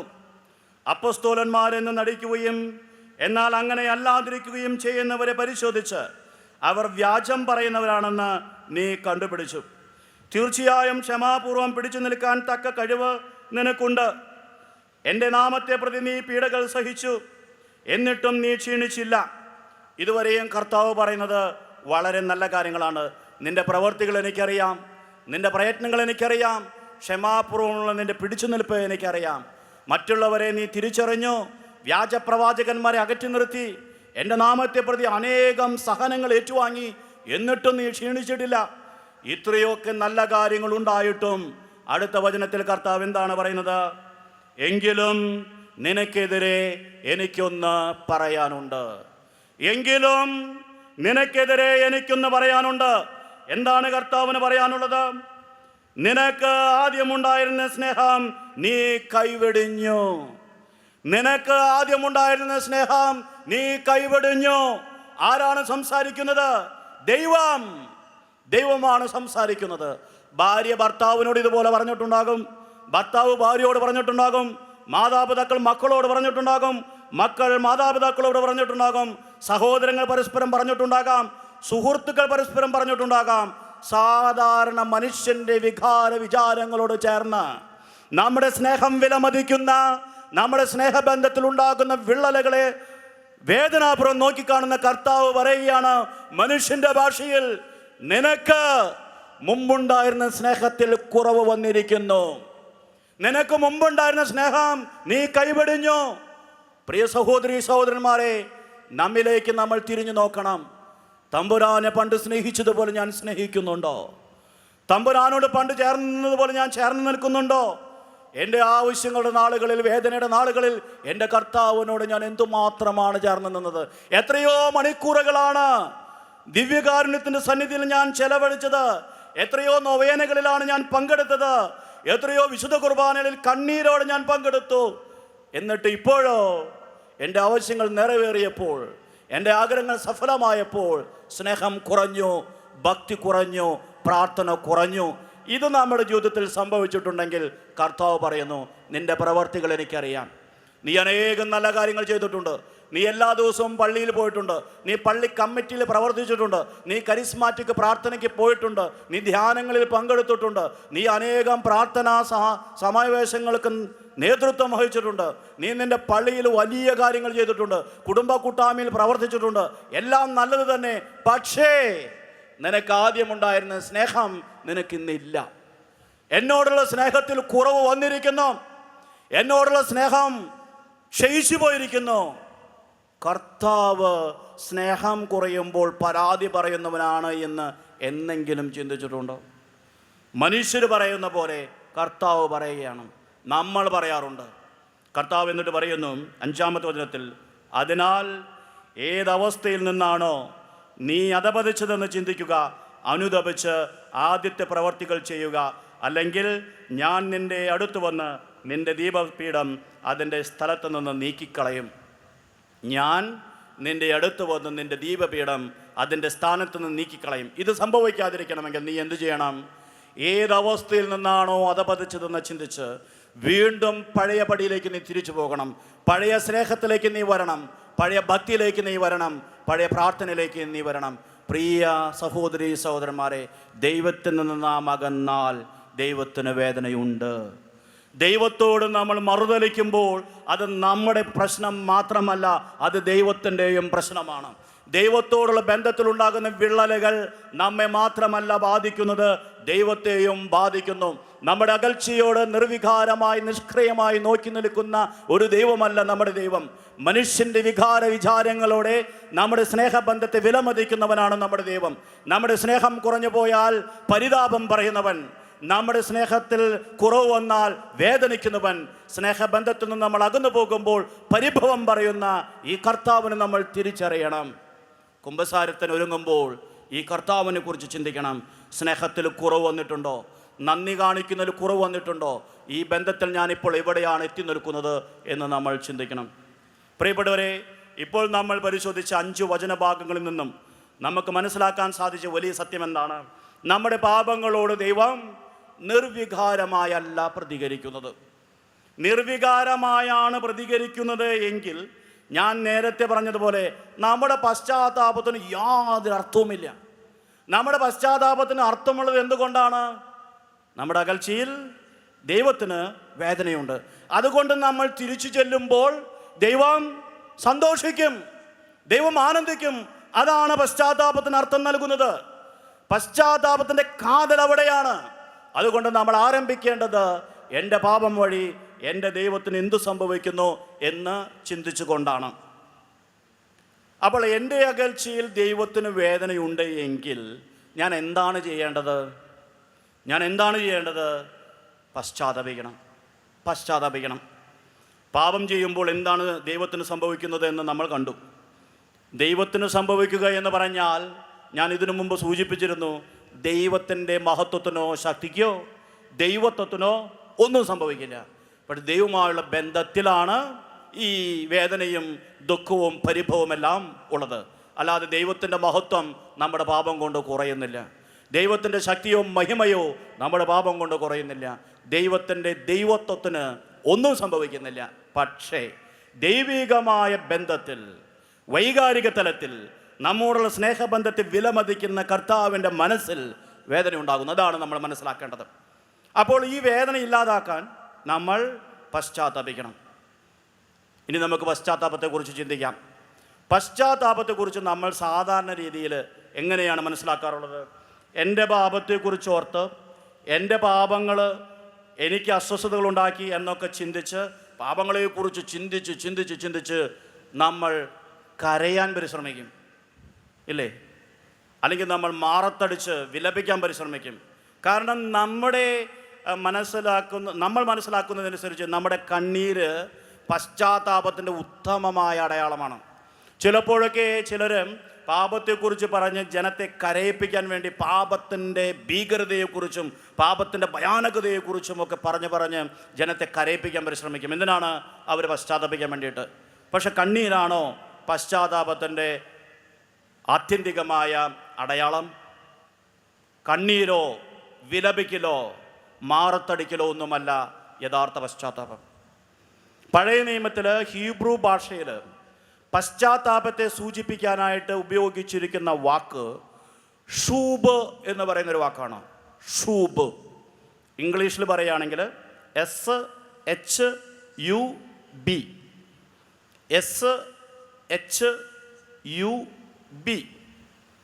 ഹീബ്രു ഭാഷയിലെ അക്ഷരങ്ങൾ വേറെയാണ്. ഇംഗ്ലീഷിൽ എഴുതുമ്പോൾ ഇങ്ങനെ എഴുതുന്നു എന്ന് മാത്രം. ഷൂബ്. ചിലർ ഷൂവ് എന്നും ഉച്ചരിക്കും. ഷൂബ്. ഈ വാക്കിൻ്റെ അർത്ഥം നോക്കിയാൽ കരയുക എന്നോ വിലപിക്കുക എന്നോ മാറത്തടിക്കുക എന്നോ ഒന്നും അർത്ഥമില്ല. പക്ഷെ പശ്ചാത്താപത്തെ സൂചിപ്പിക്കാനായിട്ട് ഉപയോഗിച്ചിരിക്കുന്ന ഏറ്റവും പ്രധാനപ്പെട്ട വാക്ക്, ഹീബ്രു ഭാഷയിലെ വാക്ക്, പഴയ നിയമത്തിലെ വാക്ക് ഇതാണ്, ഷൂബ്. ഷൂബ് എന്ന വാക്കിൻ്റെ അർത്ഥം വളരെ ലളിതമാണ്. ഷൂബ് എന്ന വാക്കിൻ്റെ അർത്ഥം എന്താണ്? തിരിയുക. അതായത് ദൈവത്തിൽ നിന്നും അകന്നു പോകുന്ന മനുഷ്യൻ പാപത്തെക്കുറിച്ച് ഓർത്ത് പശ്ചാത്താപിച്ച് ദൈവത്തിലേക്ക് തിരിയണം. ദൈവത്തിൽ നിന്ന് അകന്നുകൊണ്ടിരിക്കുന്ന മനുഷ്യൻ ദൈവത്തിലേക്ക് തിരിയണം. ഈ തിരിയലാണ് പശ്ചാത്താപം. നമ്മുടെ ഭാഷയിൽ പറഞ്ഞാൽ യു ടേൺ എടുക്കുക. ഞാൻ ദൈവത്തിൽ നിന്നും അകന്നു പോകുന്നു, എനിക്ക് മനസ്സിലായി എനിക്ക് തെറ്റുപറ്റിയെന്ന്, എനിക്ക് മനസ്സിലായി ഞാൻ അകലുന്നതിൽ എൻ്റെ ദൈവത്തിന് വേദനയുണ്ടെന്ന്. അപ്പോൾ ഞാൻ അങ്ങോട്ട് പോകാതെ അവിടെ നിന്ന് തിരിയുന്നു, അവിടെ നിന്ന് യു ടേൺ എടുക്കുന്നു. വഴിതെറ്റുമ്പോൾ നമ്മൾ എന്ത് ചെയ്യുന്നു? നമ്മൾ യു ടേൺ എടുക്കും. ഈ യു ടേൺ എടുക്കലാണ് പശ്ചാത്താപം. ഈ യു ടേൺ ആണ് ഷൂബ്. യഥാർത്ഥത്തിൽ നമ്മൾ പശ്ചാത്തപിക്കുന്നുവെങ്കിൽ ഈ ഷൂബ് നമ്മുടെ ജീവിതത്തിൽ സംഭവിക്കണം. അത് ദൈവത്തിലേക്കുള്ള തിരിയലാണ്, ദൈവത്തിലേക്കുള്ള യു ടേൺ എടുക്കലാണ്. ഈ യു ടേൺ സംഭവിക്കുമ്പോഴാണ് യഥാർത്ഥ പശ്ചാത്താപം സംഭവിക്കുന്നത്. ഞാൻ പാപത്തെക്കുറിച്ച് തിരിച്ചറിഞ്ഞു, ഞാൻ കുറേ കരഞ്ഞു, ഞാൻ കുറേ വിലപിച്ചു, ഞാൻ കുറേ മാറത്തടിച്ച് കരഞ്ഞു. എന്നിട്ട് ഞാൻ അങ്ങോട്ട് തന്നെ പോയിക്കൊണ്ടിരിക്കുകയാണ്. ഞാൻ തിരിയുന്നില്ല, ഞാൻ യു ടേൺ എടുക്കുന്നില്ല, ഞാൻ തെറ്റിയ വഴിയിലൂടെ പിന്നെയും പോവുകയാണ്. പക്ഷെ ഞാൻ കരയുന്നുണ്ട്. അങ്ങനെയാണെങ്കിൽ എൻ്റെ പശ്ചാത്താപം ശരിയായ പശ്ചാത്താപമാണോ? ആണോ? എത്രയോ പ്രാവശ്യം കരഞ്ഞിട്ട് എൻ്റെ പശ്ചാത്താപം പൂർണ്ണമായെന്ന് നമ്മൾ കരുതിയിട്ടുണ്ട്. വൈകാരിക തൃപ്തിക്ക് മാത്രം ഉപകരിക്കുന്ന കരച്ചിൽ, നമ്മുടെ വൈകാരിക തൃപ്തിക്ക്, താത്കാലിക സംതൃപ്തിക്ക് മാത്രം ഉപകരിക്കുന്ന ഒരു കരച്ചിലും വിലാപവും അല്ലാതെ നമ്മുടെ ആധ്യാത്മിക ജീവിതത്തിൽ യാതൊരു ചലനവും ഉണ്ടാക്കാത്ത പശ്ചാത്താപമാണത്. യഥാർത്ഥത്തിൽ നമ്മുടെ ജീവിതത്തിൽ മാറ്റമുണ്ടാകണമെങ്കിൽ എന്ത് സംഭവിക്കണം? കരഞ്ഞില്ലെങ്കിലും വിലപിച്ചില്ലെങ്കിലും മാറത്തടിച്ചില്ലെങ്കിലും ഒരു തീരുമാനമെടുക്കണം. യു ടേൺ എടുക്കണം. മനോഭാവങ്ങളിൽ യു ടേൺ സംഭവിക്കണം. ജീവിത രീതികളിൽ യു ടേൺ സംഭവിക്കണം. എൻ്റെ കാഴ്ചപ്പാടിൽ യു ടേൺ സംഭവിക്കണം. എൻ്റെ കർത്താവിലേക്ക് ഞാൻ തിരിയണം. എൻ്റെ അസ്തിത്വം മുഴുവൻ എൻ്റെ ദൈവത്തിലേക്ക് തിരിയണം. യു ടേൺ സംഭവിക്കണം. ഷൂബ്, ഇതാണ് യഥാർത്ഥ പശ്ചാത്താപം. ഇത് സംഭവിക്കാതെ ഞാൻ കരഞ്ഞതുകൊണ്ടോ ഞാൻ വിലപിച്ചതുകൊണ്ടോ ഞാൻ മാറത്തടിച്ചതുകൊണ്ടോ എൻ്റെ പശ്ചാത്താപം പൂർണ്ണമാകുന്നില്ല. കർത്താവിലേക്ക് തിരിയുക. കാരണം എന്താണ്? എൻ്റെ ദൈവം വേദനിക്കുന്നു. ഞാൻ അകന്നു പോയതിൽ എൻ്റെ ദൈവം പരിതപിക്കുന്നു. അതുകൊണ്ട് കർത്താവിലേക്ക് ഞാൻ തിരിയണം. പഴയ നിയമത്തിൽ ഈ ഷൂബ് എന്ന് പറയുന്ന വാക്ക് ഉപയോഗിച്ചിരിക്കുന്നത് ഏകദേശം 1000 പ്രാവശ്യമാണ്. ഏകദേശം 1000 പ്രാവശ്യം. എല്ലാ സന്ദർഭങ്ങളിലും പശ്ചാത്തപിക്കുക എന്ന അർത്ഥത്തിലല്ല ഉപയോഗിച്ചിരിക്കുന്നത്. ഇവിടെ നിന്ന് അങ്ങോട്ട് തിരിയുക, അവിടെ നിന്ന് ഇങ്ങോട്ട് തിരിയുക എന്ന സാധാരണ അർത്ഥത്തിലും ഈ വാക്ക് തന്നെയാണ് ഉപയോഗിച്ചിരിക്കുന്നത്. എന്നാൽ ആ വാക്കിൻ്റെ ആധ്യാത്മികമായ അർത്ഥമാണ് പശ്ചാത്തപിക്കുക, ദൈവത്തിലേക്ക് തിരിയുക. സാധാരണ തിരിയുക എന്ന അർത്ഥത്തിലും ദൈവത്തിലേക്ക് തിരിയുക, പശ്ചാത്തപിക്കുക എന്ന അർത്ഥത്തിലും ഈ വാക്ക് ഉപയോഗിച്ചിട്ടുണ്ട്. എല്ലാ ഉപയോഗങ്ങളും കൂട്ടി നോക്കിക്കഴിഞ്ഞാൽ ഏകദേശം 1000 പ്രാവശ്യമാണ് വിശുദ്ധ ഗ്രന്ഥത്തിൽ ഈ വാക്ക് കാണുക. എന്ന് പറഞ്ഞാൽ ദൈവത്തിലേക്ക് തിരിയുക എന്നത് നമ്മുടെ പശ്ചാത്താപത്തിൻ്റെ ഏറ്റവും പ്രധാനപ്പെട്ട ഘടകമാണ്. കുറച്ച് വചനങ്ങൾ നമുക്ക് നോക്കാം. കർത്താവ് തൻ്റെ പക്കലേക്ക് തിരിയാനായി ദൈവജനത്തെ വിളിക്കുന്ന ചില വചനഭാഗങ്ങൾ. ഹോസിയായുടെ പുസ്തകം 14-ാം അധ്യായം 1-ാമത്തെ വചനം. ഇവിടെ നമ്മൾ ഓർക്കണം, ഹോസിയായുടെ പുസ്തകം 11-ാമത്തെ അധ്യായത്തിലും 13-ാമത്തെ അധ്യായത്തിലുമൊക്കെ ദൈവജനം അകന്നുപോയതിൽ, ദൈവജനം തന്നെ മറന്നതിൽ വിലപിക്കുന്നൊരു ദൈവത്തെ നമ്മൾ കണ്ടിരുന്നു. ആ അധ്യായത്തിൽ, ആ പ്രവാചകൻ്റെ അവസാന അധ്യായത്തിൻ്റെ ആദ്യത്തെ വചനമാണ് നമ്മൾ വായിക്കാൻ പോകുന്നത്. ഹോസിയായുടെ പുസ്തകം 14-ാം അധ്യായം 1-ാമത്തെ വചനം. അപ്പോൾ ഹോസിയായുടെ 11-ാമത്തെ അധ്യായത്തിലും 13-ാമത്തെ അധ്യായത്തിലും നമ്മൾ വായിച്ച വചനങ്ങൾ മറന്നു പോകരുത്. അവയുടെ പശ്ചാത്തലത്തിൽ വേണം നമ്മളിത് വായിക്കാൻ. ഹോസിയ 14, 1, 2, 1, 2 വായിക്കാം. ഒരുമിച്ച് വായിക്കാം. വചനമുള്ള എല്ലാവരും എടുക്കണം, ഭക്തിയോടെ വായിക്കണം. ഇസ്രായേൽ, നിന്റെ ദൈവമായ കർത്താവിലേക്ക് തിരിച്ചു വരിക. നിന്റെ അകൃത്യങ്ങൾ മൂലമാണ് നിനക്ക് കാലിടറിയത്. കുറ്റമേറ്റ് പറഞ്ഞ് കർത്താവിൻ്റെ അടുക്കലേക്ക് തിരിച്ചു വരിക. അവിടുത്തോട് പറയുക, അകൃത്യങ്ങൾ അകറ്റണമേ, നന്മയായത് അവിടുന്ന് സ്വീകരിച്ചാലും. വീണ്ടും വീണ്ടും കർത്താവ് പറയുകയാണ്, തിരിച്ചു വരിക. ഷൂബ്, എന്നിലേക്ക് തിരിയുക, യു ടേൺ എടുക്കുക. നീ എന്നിൽ നിന്നും അകന്നു പോയത് കൊണ്ടാണ് നിനക്ക് കാലിടറിയത്. നീ എന്നിൽ നിന്നും അകന്നു പോയത് കൊണ്ടാണ് നീ വീണുപോയത്. അതുകൊണ്ട് എന്നിലേക്ക് തിരിയുക, യു ടേൺ എടുക്കുക. ഇതാണ് കർത്താവിന് പറയാനുള്ളത്.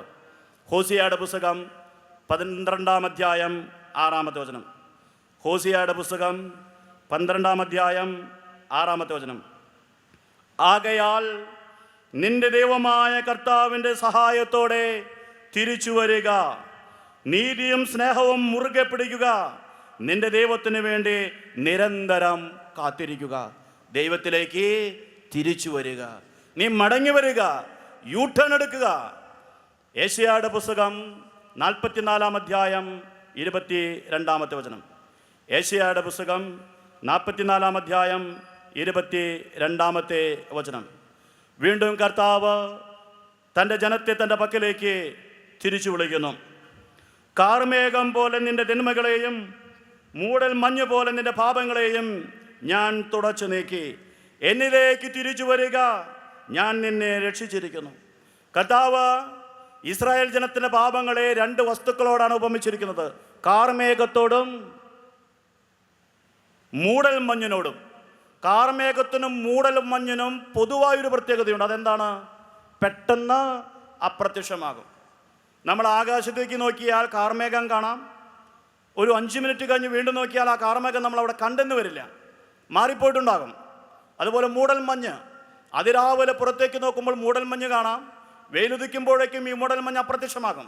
കർത്താവ് പറയുകയാണ്, എന്നെ സംബന്ധിച്ചിടത്തോളം നിന്റെ പാപങ്ങൾ വെറും കാർമേഘം പോലെയാണ്, നിന്റെ പാപങ്ങൾ വെറും മൂടൽ മഞ്ഞ് പോലെയാണ്. ഞാൻ തുടച്ചു മാറ്റും, ഞാൻ മാറ്റിക്കളയും. നീ എന്ത് ചെയ്യണം? നീ എന്നിലേക്ക് തിരിയണം. നമുക്കൊരിക്കൽ കൂടി വായിക്കാം. യെശയ്യായുടെ പുസ്തകം 44 അധ്യായം 22 വചനം. കാർമേഘം പോലെ നിന്റെ തിന്മകളെയും മൂടൽ മഞ്ഞ് പോലെ നിന്റെ പാപങ്ങളെയും ഞാൻ തുടച്ചു നീക്കി. എന്നിലേക്ക് തിരിച്ചു വരിക, ഞാൻ നിന്നെ രക്ഷിച്ചിരിക്കുന്നു. എന്നിലേക്ക് തിരിച്ചു വരിക. കർത്താവിന് പറയാനുള്ളത് അതാണ്. യെശയ്യായുടെ പുസ്തകം 1 അധ്യായം 18 വചനം.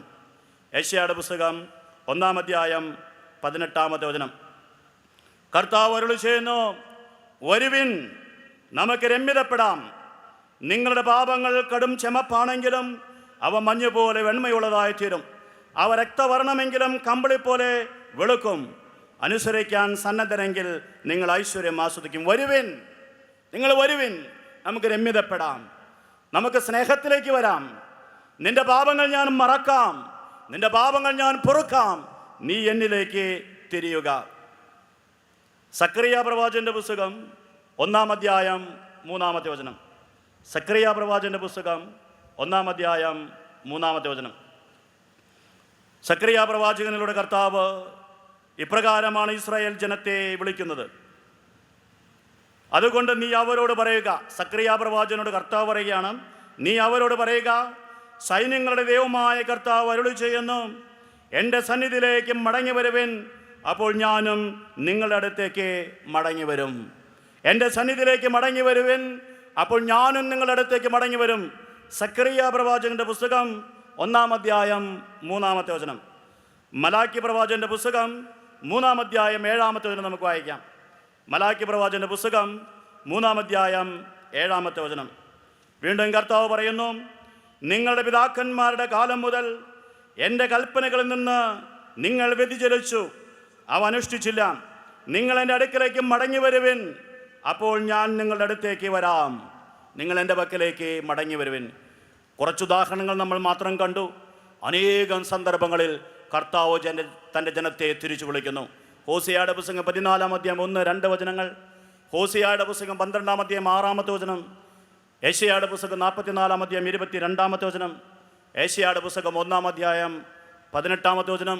സക്കറിയായുടെ പുസ്തകം 1 അധ്യായം 3 വചനം. മലാക്കിയുടെ പുസ്തകം 3 അധ്യായം 7 വചനം. കുറച്ച് ഉദാഹരണങ്ങൾ മാത്രം. കർത്താവ് എന്താണ് പറയുന്നത്? തിരിച്ചു വരിക, ഷൂബ്, യു ടേൺ എടുക്കുക. അതുകൊണ്ട് പശ്ചാത്തപിക്കാൻ ആഗ്രഹിക്കുന്നവർ യു ടേൺ എടുക്കട്ടെ. പശ്ചാത്തപിക്കാൻ ആഗ്രഹിക്കുന്നവർ കരഞ്ഞും വിലപിച്ചും വൈകാരിക തൃപ്തി കൊണ്ട് മുന്നോട്ട് പോകാതെ ജീവിതത്തിൽ ആത്യന്തികമായ മാറ്റം ആഗ്രഹിച്ചുകൊണ്ട് അസ്തിത്വം മുഴുവനുമായി കർത്താവിലേക്ക് തിരിക്കട്ടെ. മനോഭാവങ്ങളിൽ യു ടേൺ സംഭവിക്കട്ടെ, കാഴ്ചപ്പാടിൽ യു ടേൺ സംഭവിക്കട്ടെ, അനുദിന ജീവിത ശൈലിയിൽ മാറ്റം സംഭവിക്കട്ടെ, ചിന്താരീതികളിൽ യു ടേൺ സംഭവിക്കട്ടെ. പരിപൂർണമായും കർത്താവിലേക്ക് തിരിഞ്ഞിരിക്കുന്ന ഒരു ജീവിതമായി നമ്മുടെ ജീവിതം മാറട്ടെ. അങ്ങനെയെങ്കിൽ കർത്താവ് നമ്മോട് ചോദിക്കുമ്പോൾ, നീ എവിടെയാണ്? നീ എങ്ങോട്ടാണ് പോയിക്കൊണ്ടിരിക്കുന്നത്? നീ എന്താണ് ചെയ്തുകൊണ്ടിരിക്കുന്നതെന്ന് ചോദിക്കുമ്പോൾ നമുക്ക് പറയാം, കർത്താവേ, ഞാൻ നിന്നിലേക്കാണ് നീങ്ങിക്കൊണ്ടിരിക്കുന്നത്. കർത്താവേ, ഞാൻ നിന്നിലേക്കാണ് തിരിഞ്ഞുകൊണ്ടിരിക്കുന്നത്. കർത്താവേ, നിന്നെ ലക്ഷ്യമാക്കിക്കൊണ്ടാണ് ഞാൻ നീങ്ങിക്കൊണ്ടിരിക്കുന്നതെന്ന് പറയാൻ നമുക്ക് സാധിക്കും. അപ്പോൾ നമ്മുടെ പശ്ചാത്താപം പൂർണ്ണമാകും. കർത്താവ് എങ്ങനെയാണ് നമ്മളെ കാത്തിരിക്കുന്നത് എന്ന് മനസ്സിലാക്കാൻ ഒരു വചനം കൂടി നമുക്ക് പരിശോധിക്കാം. ലൂക്കായുടെ സുവിശേഷം 15 അധ്യായം 20 വചനം. നമുക്കറിയാവുന്നതുപോലെ ധൂർത്തപുത്രൻ്റെ ഉപമയിൽ ഒരു വചനമാണിത്. ലൂക്കായുടെ സുവിശേഷം 15 അധ്യായം 11 മുതൽ 32 വരെയുള്ള വചനങ്ങളിലാണ് ധൂർത്തപുത്രൻ്റെ ഉപമ വിവരിക്കപ്പെട്ടിരിക്കുന്നത്. ഈ വലിയ വചനഭാഗം നമ്മൾ പൂർണ്ണമായി വായിക്കുന്നില്ല. ഈ ഉപമ മനസ്സിലാക്കാൻ ഒരൊറ്റ വചനം വായിച്ചാൽ മതി, 20 വചനം. ഈ ഉപമയിലെ ഏറ്റവും പ്രധാനപ്പെട്ട വചനമാണ് 20 വചനം. ഈ ഉപമയുടെ സാരം മുഴുവൻ ഈ ഒരു വചനത്തിൽ നമുക്ക് സംഗ്രഹിക്കാൻ സാധിക്കും. പിതാവിൻ്റെ വശത്തു നിന്നുള്ള പെരുമാറ്റം, പുത്രൻ്റെ വശത്തു നിന്നുള്ള പെരുമാറ്റം എങ്ങനെയാണ് എന്ന് ഈ ഒരു വചനം നമ്മെ പഠിപ്പിക്കുന്നു. നമുക്ക് നോക്കാം. ലൂക്കായുടെ സുവിശേഷം 15 അധ്യായം 20 വചനം. അവൻ എഴുന്നേറ്റ് പിതാവിൻ്റെ അടുത്തേക്ക് ചെന്നു. ഇതാണ് ധൂർത്തപുത്രൻ്റെ രീതി. അവൻ എന്താണ് ചെയ്യുന്നത്? അവൻ എഴുന്നേറ്റു. അവൻ ആ പന്നിക്കുഴിയിൽ നിന്ന്, പാപത്തിൻ്റെ കുഴിയിൽ നിന്ന്, പാപമാർഗത്തിൽ നിന്ന് എഴുന്നേറ്റു. എന്നിട്ട് പിതാവിൻ്റെ പക്കലേക്ക് തിരിച്ചു നടന്നു. തെറ്റുപറ്റി എന്ന് മനസ്സിലാക്കിയപ്പോൾ അവിടെ തന്നെ ഇരുന്ന് കരയുകയാണ് അവൻ ചെയ്തത്. അവൻ അവിടെ തന്നെ ഇരുന്ന് കരഞ്ഞ് മാറത്തടിച്ച്, എൻ്റെ പിതാവെ, എനിക്ക് തെറ്റുപറ്റിപ്പോയി, ഞാൻ തെറ്റ് ചെയ്തു എന്ന് പറഞ്ഞാൽ അവൻ്റെ പശ്ചാത്താപം പൂർണ്ണമാകുമായിരുന്നോ? ഇല്ല. എന്തുകൊണ്ടാണ് അവൻ്റെ പശ്ചാത്താപം പൂർണ്ണമായത്? അവൻ അവിടെ ഇരുന്ന് കരഞ്ഞ് വിലപിച്ച് തൃപ്തിപ്പെടുകയല്ല ചെയ്തത്. തെറ്റ് പറ്റി എന്ന് മനസ്സിലായപ്പോൾ, അവന് ഉൾക്കാഴ്ച ലഭിച്ചപ്പോൾ അവൻ എഴുന്നേറ്റു, അവൻ തിരിച്ചു നടന്നു, യു ടേൺ എടുത്തു. ഷൂബ് അവൻ്റെ ജീവിതത്തിൽ സംഭവിച്ചു. പ്രിയപ്പെട്ടവരെ, നമ്മൾ എഴുന്നേൽക്കണം. പാപകരമായ ജീവിത മാർഗങ്ങളിൽ നിന്ന് എഴുന്നേൽക്കണം. ഇപ്പോൾ നമ്മെ തിന്മയിലേക്ക് നയിച്ചു കൊണ്ടിരിക്കുന്ന വഴികളിൽ നിന്ന് നമ്മൾ മാറണം. നമ്മുടെ ചിന്താരീതികൾ നമ്മൾ ഉപേക്ഷിക്കണം, എന്നിട്ട് തിരിച്ചു നടക്കണം. ഇത് പുത്രൻ ചെയ്ത കാര്യം. പിതാവ് എന്താണ് ചെയ്തത്? ദൂരെ വെച്ച് തന്നെ പിതാവ് അവനെ കണ്ടു. ദൂരെ വെച്ച് തന്നെ കണ്ടു എന്ന് പറയുമ്പോൾ നമ്മൾ എന്താണ് മനസ്സിലാക്കേണ്ടത്? അവൻ കാത്തിരിക്കുകയായിരുന്നു. നമ്മുടെ വീട്ടിലേക്ക് വരുന്ന, സാധാരണ രീതിയിൽ ആരോടും പറയാതെ, ഫോൺ വിളിച്ച് പറയാതെ നമ്മുടെ വീട്ടിലേക്ക് അപ്രതീക്ഷിതമായി വരുന്ന ഒരു അതിഥിയെ, ഒരു വ്യക്തിയെ നമ്മൾ എപ്പോഴാണ് കാണുക? വീട്ടുപടിക്കലെത്തിയതിന് ശേഷം, വീട്ടുമുറ്റത്ത് എത്തിയതിന് ശേഷം, കോളിംഗ് ബെൽ അടിച്ചതിന് ശേഷം, അല്ലെങ്കിൽ വാതിലിൽ തട്ടിയതിന് ശേഷം. അല്ല എങ്കിൽ ഒരു പ്രത്യേക സമയം പറഞ്ഞിട്ടുണ്ടെങ്കിൽ ആ സമയമാകുമ്പോൾ ഒരു പക്ഷെ നമ്മൾ വഴിയിലേക്ക് നോക്കും, വരുന്നുണ്ടോ എന്ന്. അങ്ങനെയാണെങ്കിൽ നമ്മൾ അകലെ വെച്ച് തന്നെ കാണും. അല്ല എങ്കിലോ അടുത്ത് വെച്ചാണ് കാണുക. അപ്പോൾ കാത്തിരിക്കുന്നവനാണ് അകലെ വെച്ച് കാണുക. കാത്തിരിക്കാത്തവൻ, അപ്രതീക്ഷിതമായി വരുന്നവനെ കാണുന്നത് അടുത്തു വന്നതിന് ശേഷമാണ്, വീട്ടുപടിക്കലെത്തിയതിനു ശേഷമാണ്. ഇവിടെ പിതാവ് എപ്പോഴാണ് കാണുന്നത്? ദൂരെ വെച്ച് തന്നെ പിതാവ് അവനെ കണ്ടു. ചിലരെങ്കിലും ചിന്തിച്ചേക്കാം, അപ്രതീക്ഷിതമായ അന്ന് മാത്രം ആ പിതാവ് നോക്കിയത് കൊണ്ട് ദൂരെ വെച്ച് കണ്ടതാണെങ്കിലോ? നിരന്തരം നോക്കിക്കൊണ്ടിരിക്കുകയായിരുന്നില്ല, നിരന്തരം കാത്തിരിക്കുകയായിരുന്നില്ല. പക്ഷെ അന്ന് നോക്കിയപ്പോൾ കണ്ടു, അപ്രതീക്ഷിതമായിരുന്നു എന്ന് ചിന്തിച്ചുകൂടെ എന്ന് ചിലപ്പോൾ മാനുഷികമായി ചിന്തിക്കുന്നവരുണ്ടാകാം. പക്ഷേ പിന്നീടുള്ള ആ പിതാവിൻ്റെ പ്രവൃത്തികൾ അപ്രതീക്ഷിതമായി കണ്ട വ്യക്തിയുടെ പ്രതികരണമല്ല, മറിച്ച് കാത്തിരുന്ന് കണ്ടവൻ്റെ പ്രതികരണമാണ്. എന്തായിരുന്നു പ്രതികരണം? അവൻ മനസ്സലഞ്ഞ് ഓടിച്ചെന്ന് അവനെ കെട്ടിപ്പിടിച്ച് ചുംബിച്ചു. അവൻ്റെ മനസ്സലിഞ്ഞു. അപ്രതീക്ഷിതമായി കണ്ടവൻ്റെ മനസ്സെന്തിനാണ് അലിയേണ്ടത്? എന്നിട്ട് ഈ മകൻ വരാൻ കാത്തു നിൽക്കാതെ അങ്ങോട്ട് ഓടി ചെല്ലുകയാണ്. അപ്രതീക്ഷിതമായി നോക്കിയപ്പോൾ കണ്ടവനാണ് എങ്കിൽ എന്ത് കരുതും? അവൻ വരട്ടെ, ഞാനൊന്ന് അവനോട് ചോദിക്കട്ടെ, ഇത്ര നാൾ എവിടെയായിരുന്നു? പണം എന്താണ് ചെയ്തത്? നീ എന്തിനാണ് ഇപ്പോൾ ഇങ്ങോട്ട് പോകുന്നത് എന്നൊക്കെ ചോദിച്ചിട്ടാകാമെന്ന് കരുതുമായിരുന്നു. പക്ഷെ ഈ പിതാവ് ഒന്നും ചിന്തിക്കുന്നില്ല, കാത്തു നിൽക്കുന്നില്ല, അങ്ങോട്ട് ഓടിച്ചെല്ലുന്നു, കെട്ടിപ്പിടിച്ച് ചുംബിക്കുന്നു. അപ്രതീക്ഷിതമായി കണ്ട പിതാവിൻ്റെ പ്രതികരണമല്ല, കാത്തിരുന്ന് കണ്ടവൻ്റെ പ്രതികരണമാണിത്. നമ്മുടെ സ്വർഗസ്ഥനായ പിതാവിനെ വരച്ച് കാണിക്കുവാൻ ഈശോ വിവരിച്ചൊരു ഉപമയാണിത്. ഈ ഉപമയിലെ പിതാവ് നമ്മുടെ സ്വർഗസ്ഥനായ പിതാവാണ്. ഈ ഭൂമിയിലെ ഈ ഉപമയിലെ ധൂർത്തുപുത്രന്റെ സ്ഥാനത്താണ് നമ്മൾ ഓരോരുത്തരും. അപ്പോൾ നമ്മൾ എഴുന്നേറ്റ് പശ്ചാത്തപിച്ച് പിതാവിൻ്റെ പക്കലേക്ക് തിരിച്ചാൽ, നമ്മൾ യു ടേൺ എടുത്താൽ, ഷൂബ് നമ്മുടെ ജീവിതത്തിൽ സംഭവിച്ചാൽ, നമ്മൾ ദൈവത്തേക്കിലേക്ക് തിരിഞ്ഞാൽ ദൈവം എങ്ങനെയാണ് പ്രതികരിക്കാൻ പോകുന്നത്? ഓടി വരും, നമ്മെ സ്വീകരിക്കും. കാരണം എന്താണ്? ഇത്രയും നാൾ അകന്നിരുന്നതിൽ അവന് വേദനയുണ്ടായിരുന്നു. ഇത്രയും നാൾ നമ്മൾ മറുതലിച്ചതിൽ അവന് ദുഃഖമുണ്ടായിരുന്നു. ഇത്രയും നാൾ നാം അവനെ മറന്നതിൽ അവന് പരിഭവമുണ്ടായിരുന്നു. അതുകൊണ്ട് ഓടി വരും, നമ്മെ സ്വീകരിക്കും. കാത്തിരിക്കുന്ന ഈ കർത്താവിൻ്റെ പക്കലേക്ക് നമുക്ക് തിരിച്ചു പോകാം, യു ടേൺ എടുക്കാം. ഇതാണ് യഥാർത്ഥ പശ്ചാത്താപം. ഇതുവരെ നാം കേട്ട വചനങ്ങളെല്ലാം നമ്മുടെ ഉള്ളിൽ കാത്തു സൂക്ഷിച്ച് വിശുദ്ധ കുർബാനയുടെ ആരാധനയിലേക്ക് നമുക്ക് പ്രവേശിക്കാം. ഈ ആരാധനയുടെ സമയത്ത് നമ്മളിപ്പോൾ എവിടെയാണ് എന്ന് നമുക്ക് ചിന്തിക്കാം. കർത്താവിൻ്റെ ചോദ്യങ്ങൾക്ക് നമുക്ക് ചെവി കൊടുക്കാം. നീ എവിടെയാണ്? നീ എങ്ങോട്ടാണ് പോയിക്കൊണ്ടിരിക്കുന്നത്? നീ എന്താണ് ചെയ്തുകൊണ്ടിരിക്കുന്നത്? എവിടെയാണ് എന്ന് ആത്മാർത്ഥമായി ചിന്തിച്ച് മാറ്റം വരുത്തേണ്ട ആവശ്യമുണ്ടെങ്കിൽ മാറ്റം വരുത്താം. മാറി നടക്കുകയാണെങ്കിൽ യു ടേൺ എടുക്കാം. മനോഭാവങ്ങളിൽ മാറ്റം വരുത്താം, കാഴ്ചപ്പാടിൽ മാറ്റം വരുത്താം. കർത്താവിനോട് ചേർന്ന് നിൽക്കാം. നമ്മുടെ കഴിഞ്ഞ നാളുകളിൽ കർത്താവ് നമ്മുടെ മേൽ ചൊരിഞ്ഞ എല്ലാ സ്നേഹത്തിൻ്റെ കണക്കും അവൻ്റെ കയ്യിലുണ്ട്. കർത്താവ് നമ്മുടെ ജീവിതത്തിൽ നടത്തിയ എല്ലാ ഇടപെടലുകളുടെ കണക്കും അവൻ്റെ കയ്യിലുണ്ട്. അവനിൽ നിന്ന് ഒന്നും നമുക്ക് മറച്ചു വയ്ക്കാനില്ല. അവനിൽ നിന്ന് നമുക്ക് ഒളിച്ചു വയ്ക്കാൻ ഒന്നുമില്ല. അവൻ്റെ മുമ്പിൽ ഒരു സൃഷ്ടിക്കും മറഞ്ഞിരിക്കാൻ സാധിക്കില്ല. അവൻ്റെ മുമ്പിലാണ് നാം കണക്ക് കൊടുക്കേണ്ടത്. ഈ കർത്താവിൻ്റെ മുമ്പിൽ ആത്മാർത്ഥമായി നമുക്ക് വ്യാപരിക്കാം, മാറ്റങ്ങൾ വരുത്താം. തമ്പുരാൻ്റെ പക്കലേക്ക് തിരിച്ചു ചെന്ന് വീണ്ടും അനുഗ്രഹങ്ങൾ നേടാം. സർവശക്തനായ ദൈവം നമ്മെ സമൃദ്ധമായി അനുഗ്രഹിക്കട്ടെ.